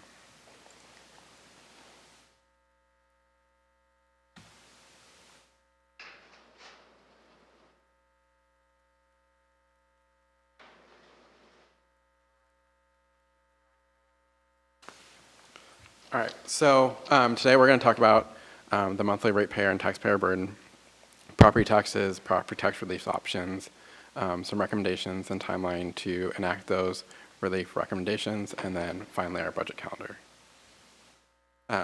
So as part of the special meeting, we talked about the monthly utility burden that ratepayers pay. And so this is just a repeat of the graph that was presented then that shows Waco's combined utility bill is the second highest amongst the peer cities, with only the city of Austin being more expensive. So one of the follow-up items was to layer on property taxes to that information for the utility rates. So we added the city's monthly, on a monthly basis, the property tax burden that a ratepayer would pay. Again, this graph, when you add in the property tax, it brings a couple more cities in comparable situation to Waco, particularly Denton and Dallas, are right about the same as the city of Waco when you combine utilities plus property taxes, with Austin still being the most expensive. So this table just shows the breakout of the different fees and what the basis is of how we generated those fees.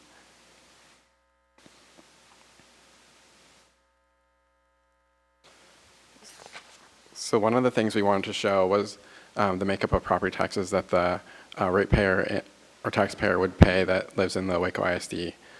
So from this graph, you can see that of the property tax bill, about 30% comes to the city of Waco, with the majority going to Waco ISD. So this graph is just a comparison of the revenues generated from property tax compared to all other revenues that are within the general fund, which is the city's primary operating fund. And you can see that property tax revenues only make up 45% of the total general fund revenues.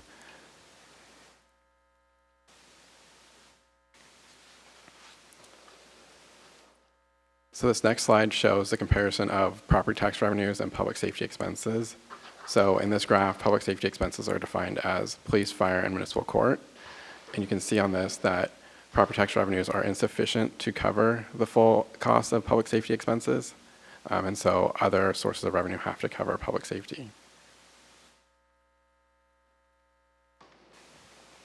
All right, so this graph is shows the 3-year comparison of the truth and taxation information, with the third year being our forecast based off of the preliminary values that the appraisal district released in late April. So you'll see, based on the preliminary values, all the rates except for the debt rate come down significantly based on the added value that we are seeing in the current year. For the voter approval, you'll see two different numbers, the one with the tax increment and one without tax increment. So as part of the adjustment to the property tax legislation, cities are now able to bank increment that they didn't use in the prior years. And so the increment is that bank. And so that is added on top of, if you didn't use it in prior years, you can bank it for 3 years. And so that's how you get the 76 cents with increment compared to the 69, which doesn't include any of the increment.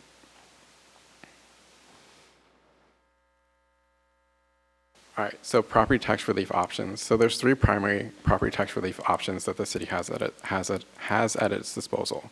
The first being the homestead exemption. This is applied to all homesteads within the city limits. City is able to have a homestead up to 20% of the assessed value of property as a local option, but it has to be approved by council before July 1st. The second exemption is the over 65 disabled individual exemption. And this one has a couple of methods to enact it via ordinance or by a favorable vote of qualified voters. That's either called by council or through a petition process. And then lastly, the disabled or over 65 limitation, commonly referred to as a senior freeze. Again, this has 2 different ways to enact it. Council can do it by ordinance or through a petition process. Nick, can you clarify with the disabled exemption, does someone have to be an SSI recipient to be considered disabled, or like what's the category? So they would have to document it through MCAD. So the appraisal district has a criteria for the disabled, because there's different criteria for disabled based on if they're veterans within state law. So these would be for people who don't qualify for a state program. Okay. And that are under 65. Okay. Thanks.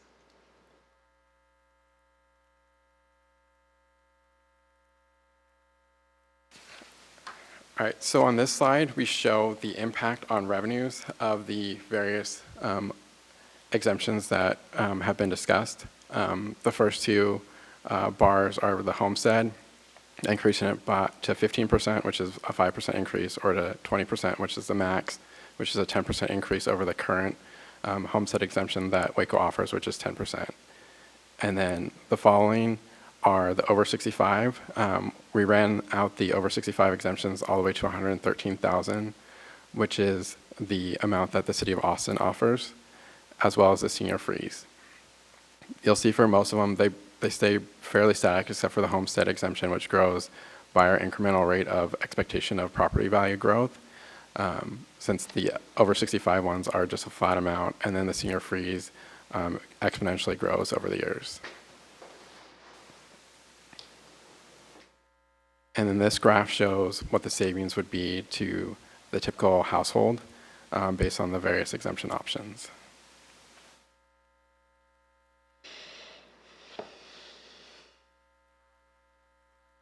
So this graph shows the comparison of the city of Waco to the peer cities. And you'll see on this graph that we took out the over 65 in comparison to the average taxable value. So currently Waco's average exemption for the average taxable value of property that's owned by an over 65 person is only 3%, whereas the average of all the peer cities is about 20%. So in order to get to that level, the city of Waco would have to increase its over 65 exemption to about $36,000.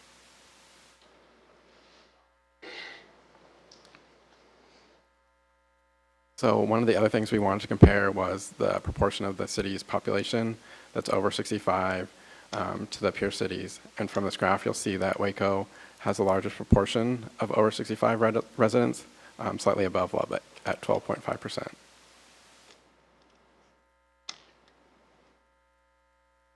So on this graph, we compared the properties that are owned by individuals that are over 65 to the peer cities, and Waco is the second highest of this group.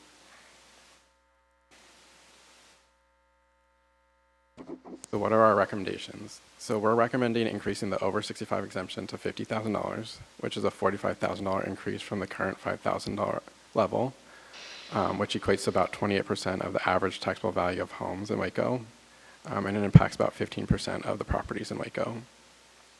Establish a disabled exemption of $50,000, and then increase the homestead exemption by 5% to 15%, and it impacts all homeowners and 36% of properties.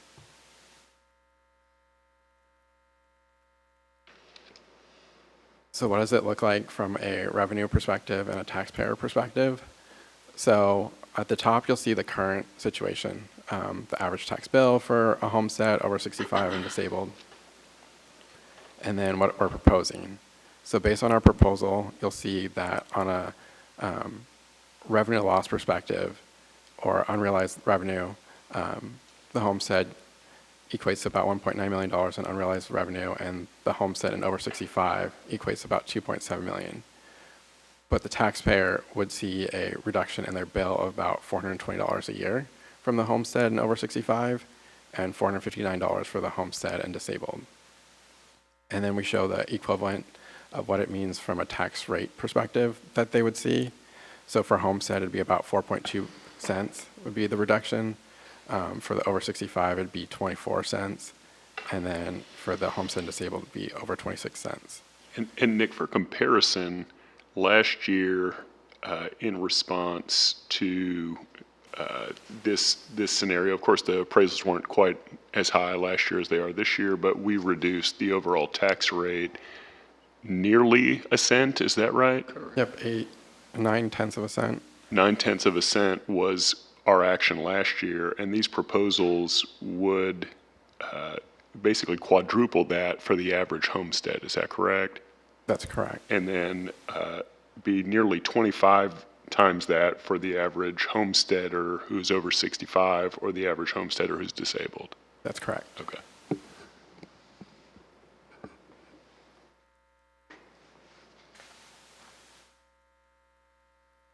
All right, so this slide just shows the 5-year trend of what it would, the unrealized revenue from the different recommendations that we're proposing, both the current situation, what you would see as if we stayed static, and then what you see with our proposals. As you see, the homestead grows because valuations are expected to grow, and then the other ones stay flat in future years in the proposals.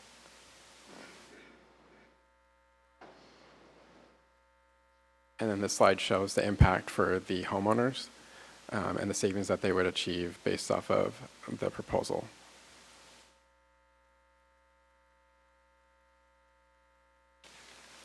And then this slide shows the combined unrealized revenue that the city would see over the 5-year period from the exemptions.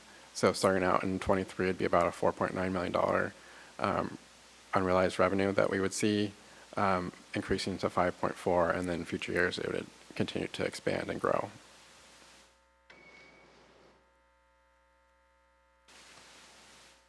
So with that in mind, we wanted to show what the typical monthly residential bill would look like, factoring in these different exemptions.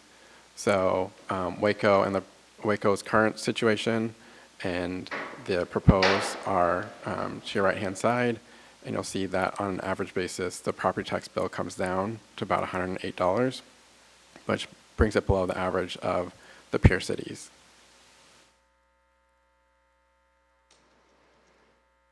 And then this shows the over 65 exemption impact. And on this one, you'll see that the city of Waco for a homeowner would be the second lowest, only behind Arlington for what they'd pay in property taxes. So what does that mean for the tax rate and the impacts? So bringing forward the previous slide on the tax rate, truth and taxation forecast that we had, we updated with the exemption information. So the interesting part with exemptions is it reduces your tax base, which actually increases the tax rates at which you can levy for no new revenue because you have a smaller base to levy the same amount of revenue for. So that's why you see the numbers increase with the exemptions as opposed to going down.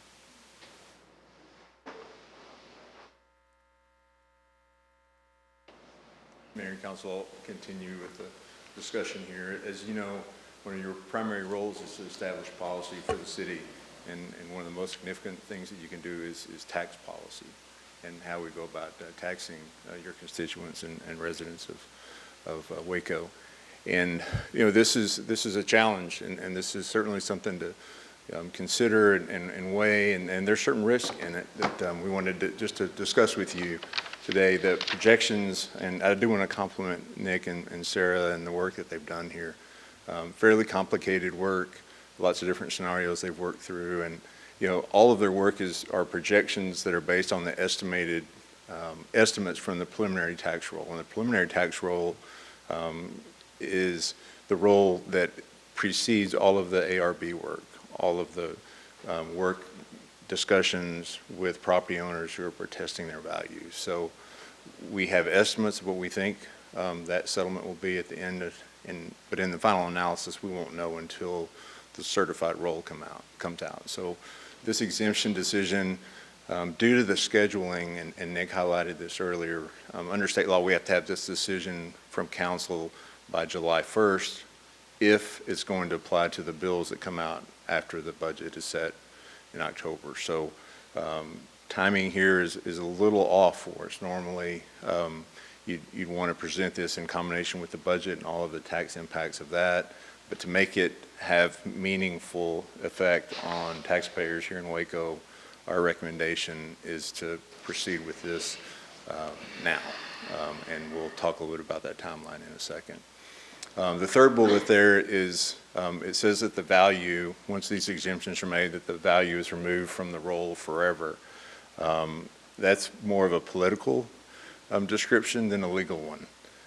Legally, council can always rescind these exemptions because they're adopted via ordinance, so you certainly can change them. I think, as you well know, politically, there's certainly some challenge once you grant an exemption to take it away. So in that sense, forever is probably not maybe an accurate word, but it might be politically.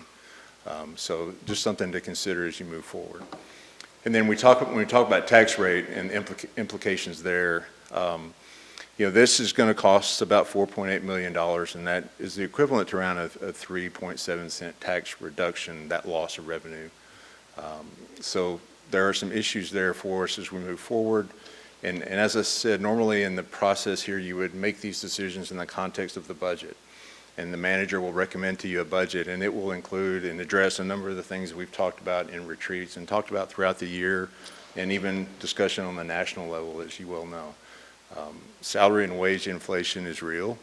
None of us get anything done without our employees. And the ability to hire employees and retain employees that we have is key, fundamental to success for Waco.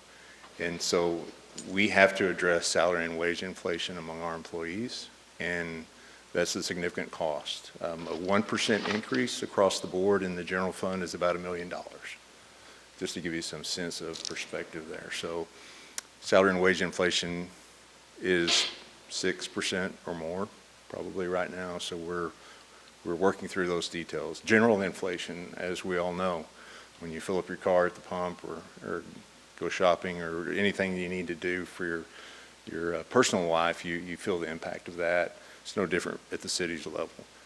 The services that we provided last year, if it cost $1 last year, this year it's going to cost $1.08, right? At a minimum. We know that certain chemicals that we buy for water treatment, asphalt that we buy for street construction, that inflation rate is 30 to 60%. So very dramatic. So we're dealing with those things in the budget process. That equates to service level decisions. Essentially, we can't provide the same level of service we provided this year or the year before at the same cost. It just can't be done. So we'll have to make those decisions as we move through the budget. And then there's service enhancements that happen. And you heard a couple of things tonight that might lead to some initial investment in the future if those are things that the council decides to do. And then last of all, capital improvement. So all of those things are ingredients in the budget recipe, if you want to call it that. And so we're recommending tonight that we move forward with this, and the council move forward in your consideration of it, recognizing that we're a couple of months away from having a budget to present to you, and the exact tax rate that would be recommended in that budget is unknown at this point, and we really can't commit to a number. From a staff perspective, we feel that's premature, and we want to weigh the departmental request, the council's priorities, the certified roll when it comes out in July. All those ingredients will come together in the manager's recommended budget. So I just want to have that discussion with you today. Make sure that you understand this is tax policy. This is weighty stuff, and the timing of things make it a little challenging for us here to give you a full picture. of the impact and what it would mean, because there's so many different components here. But we feel like it's important in this time, especially as we all know, appraisals are rising, and the ability to address some of that and provide some relief is important. So just wanted to highlight that. We can go on to, I think the next slide here shows the timeline, and both Nick and I have hinted at that. We will have a budget and audit meeting next week, and we certainly would leave the door open for any questions that you might have between now and then and address those on the 14th. And then June 21st at that council meeting, we'll actually have 2 readings of the ordinance, an emergency reading, and adopt it at the June 21st meeting so that we have it done by that June 30th deadline. It goes to McLennan County. So that's the timeline for this. I'll let Nick walk through the rest of the timeline on the budget process, and we'll take any questions after that. Nick? All right, so my favorite slide's the budget calendar. So as Paul mentioned, next week we'll have the Budget and Audit Committee meeting. We're still in the process of going through the budget requests. And so we're working on getting through the final review of those. On the 28th, we tentatively have planned to come back to Budget and Audit following your boards and commissions meeting to talk about the financial management policies. In July, utility rates at Budget and Audit Committee meeting. And then my team has a goal of being done with the budget by the 15th of July, but it's not due until the 29th of July. And in between that time frame, we would get the certified tax rolls from a CAD. On this slide, the bold represents actions for council. As well as on our end. So we'll present the budget on August 2nd, along with the certified tax roll, and then we'll have a resolution on that date set the public hearing. We'll talk about the fee schedule, CIP plan, quarterly financial update on August 9th. We'll have the first reading of the ordinance setting the departments on August 16th, as well as the resolution setting the date for the public hearing on the tax rate. Then we'll have the public hearing on the proposed budget on August 30th, which would be a special meeting. And then we'll adopt the budget that same day at the discretion of the council. And also have the second reading of the ordinance setting the departments. And then lastly, we'll have the public hearing, first and final reading of the tax rate ordinance on September 6th. And then this is Kathy and Jose's slide. Any questions? It's off center there a little bit. Any questions? As a Gen Xer who grew up in the era of The More You Know, NBC's Hallmark Public Education Program, I continually love this slide, so thank you so much, Nick. But yeah, I think that what I'm hearing from city staff and this wonderful proposal here is that the time to act is now to give meaningful tax relief to homesteaders in Waco, that we need to make a decision soon. It needs to be done at the next council meeting if we decide to pull the trigger on this, and that the relief from exemptions can be much more significant than a rate reduction could necessarily be, and it also allow the city to perform its necessary services and continue to accommodate a growing city with inflation continuing to rise and labor continuing to be in short supply. So with that, seeing how much relief this gives to folks on fixed incomes, especially the elderly and the disabled, and the meaningful relief it gives to all homeowners, this is something that I would support. I'm similarly supportive. I think this is a really important step for us to take, and I really appreciate the work that y'all have done and giving us comparisons to our peer cities and ways that we can be competitive with our rates and serve some of our more economically vulnerable populations. And this feels like it fits really neatly into the work that we've done along equity lines by prioritizing our residents with disabilities and prioritizing our senior citizens. So I'm excited for this and I'm on board with the timeline to push this through. Nick, as a senior citizen. Yep. Thank you for this. Paul, thank you. And I'm sure I speak for all our senior citizens as well. Any relief we can give is appreciated. Thank you for this report, and it kind of coincides with what we talked about at our city council retreat. So thank you for this again. I'm very supportive of this ordinance.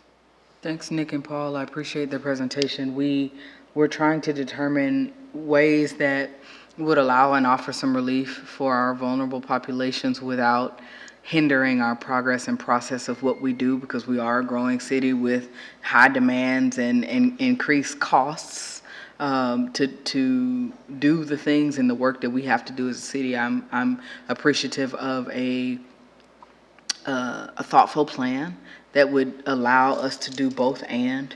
I think that's one of the things that we fly by around here lately, because it's not an either or, because we don't have that kind of time.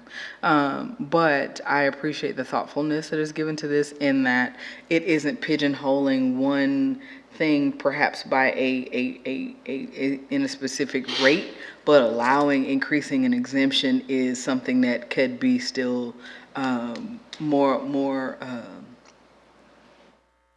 long-standing, and I think in a stronger, will allow us a stronger base. Because, I mean, we're going to continue to grow, which I think will offset some of that loss, right?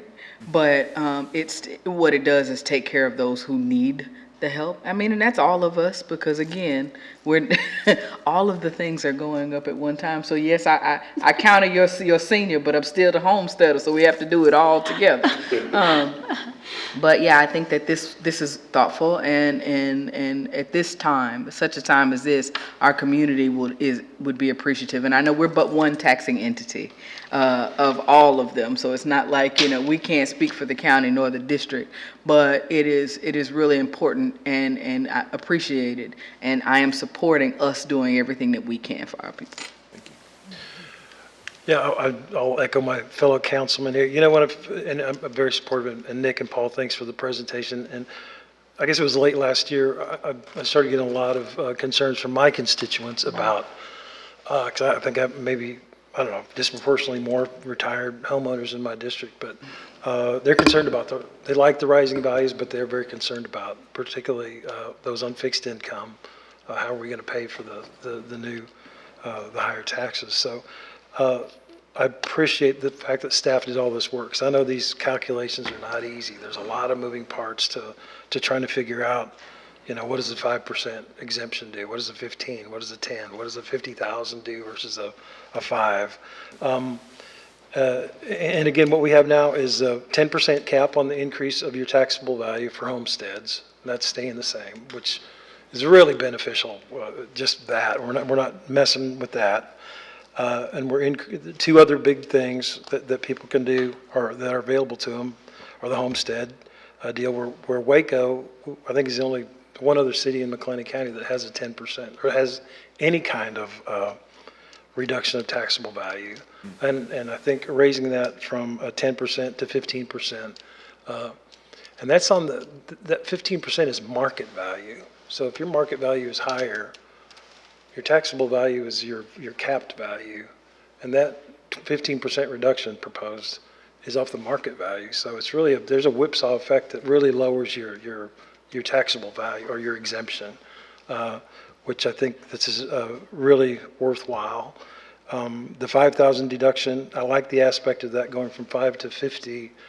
It's got an equitable flavor to it, because if you live in $1 million home, maybe that 50,000 doesn't mean that much to you, but if you're living in a $200,000 home, that means a lot. So I like the fact that we're hitting kind of both sides of this thoughtfully. And the number is 5 million, 4.8, and it's going to get bigger every year as values go up. Mm-hmm. And that, I think we're being very surgical about where we, place that 5 million of the 3.7 cents, as you say, Paul, which, and as Councilmember Bordery mentioned also, 24 times bigger than if you're over 65 in Homestead. That's a very big percentage savings. So I really like the direction we're going here. And, as we continue to look at the budget and what we can do on tax rate, we've already, out of the $160 million budget, we just, if this goes through, we've just carved out $5 million.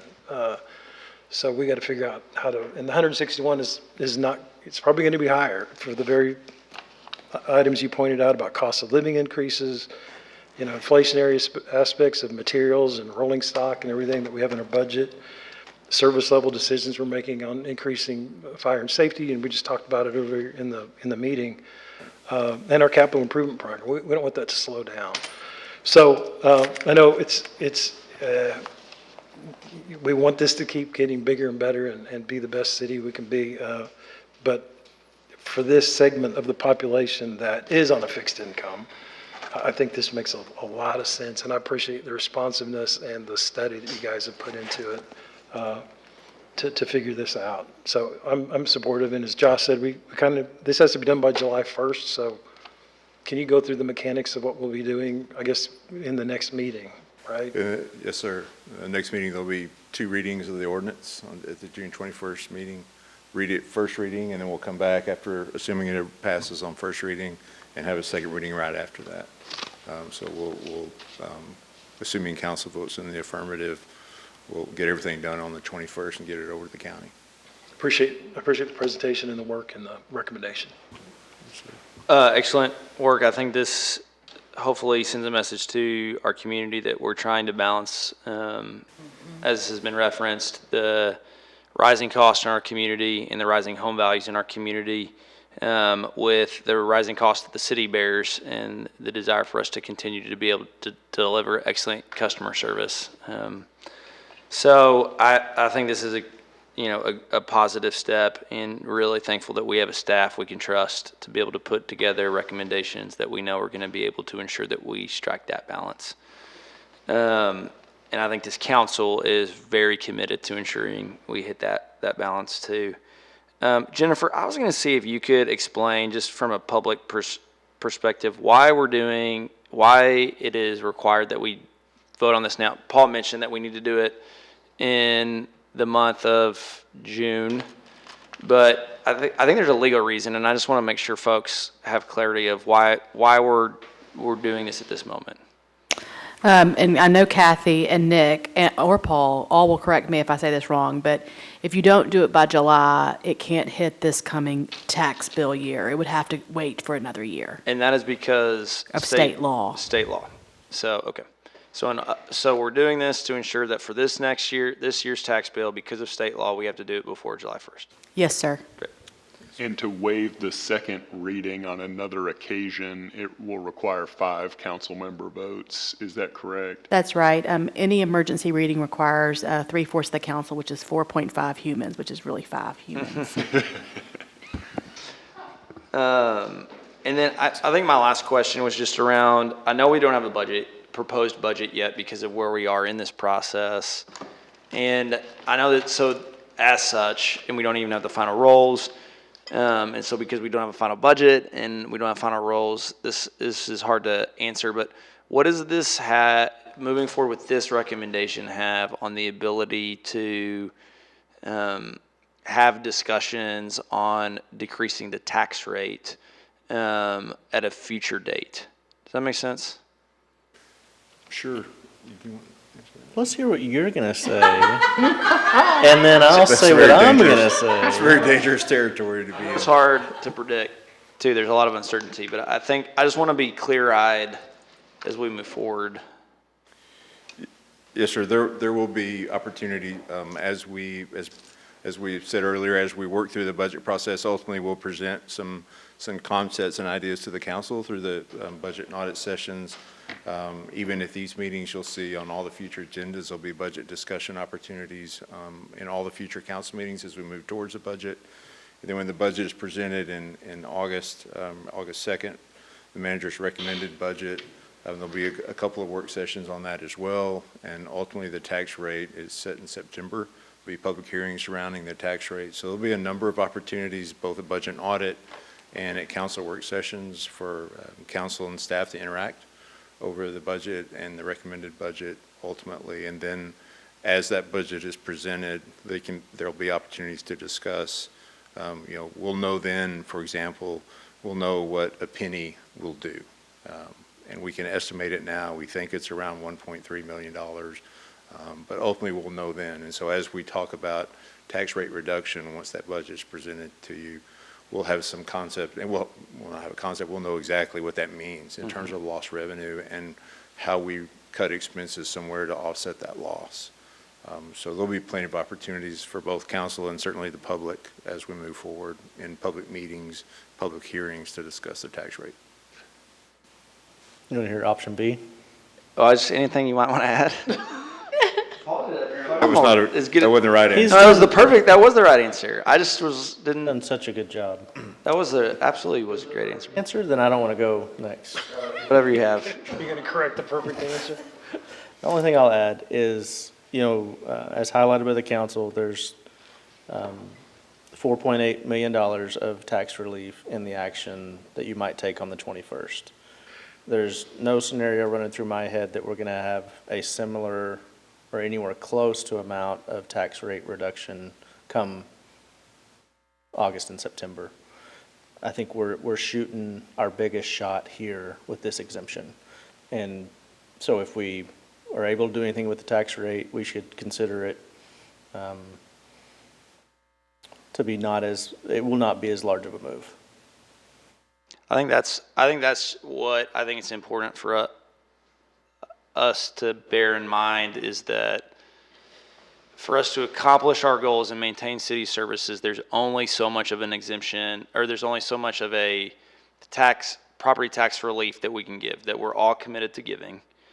And that can come in a couple different vehicles, the exemptions that were discussed today, as well as some sort of a rate relief. And we've even thrown out the idea of other types of rate reliefs, like maybe utility rate reliefs or some other concept. But I think that if we are giving relief to the taxpayer one way or the other, we have to be cognizant of that in case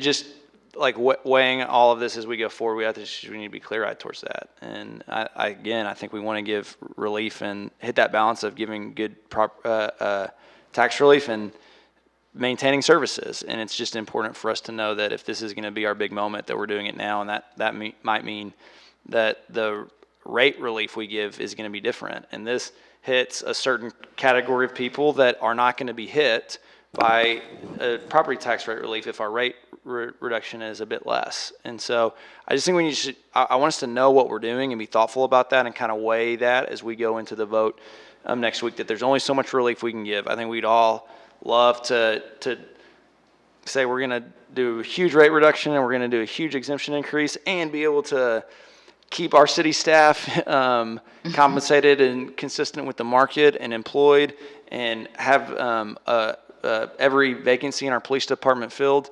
and be able to continue with our CIP program. But those realities live in tension. And so I think we just need to be cognizant that there's only so much relief we can give given the demands in the city currently. And so we just need to be understand where this is hitting and as we move forward. So I think that's helpful to hear. Well, and Mayor, also what we can control, because I mean, some of the things that we're hindered by have nothing to do with us, and it was, relegated by state legislation.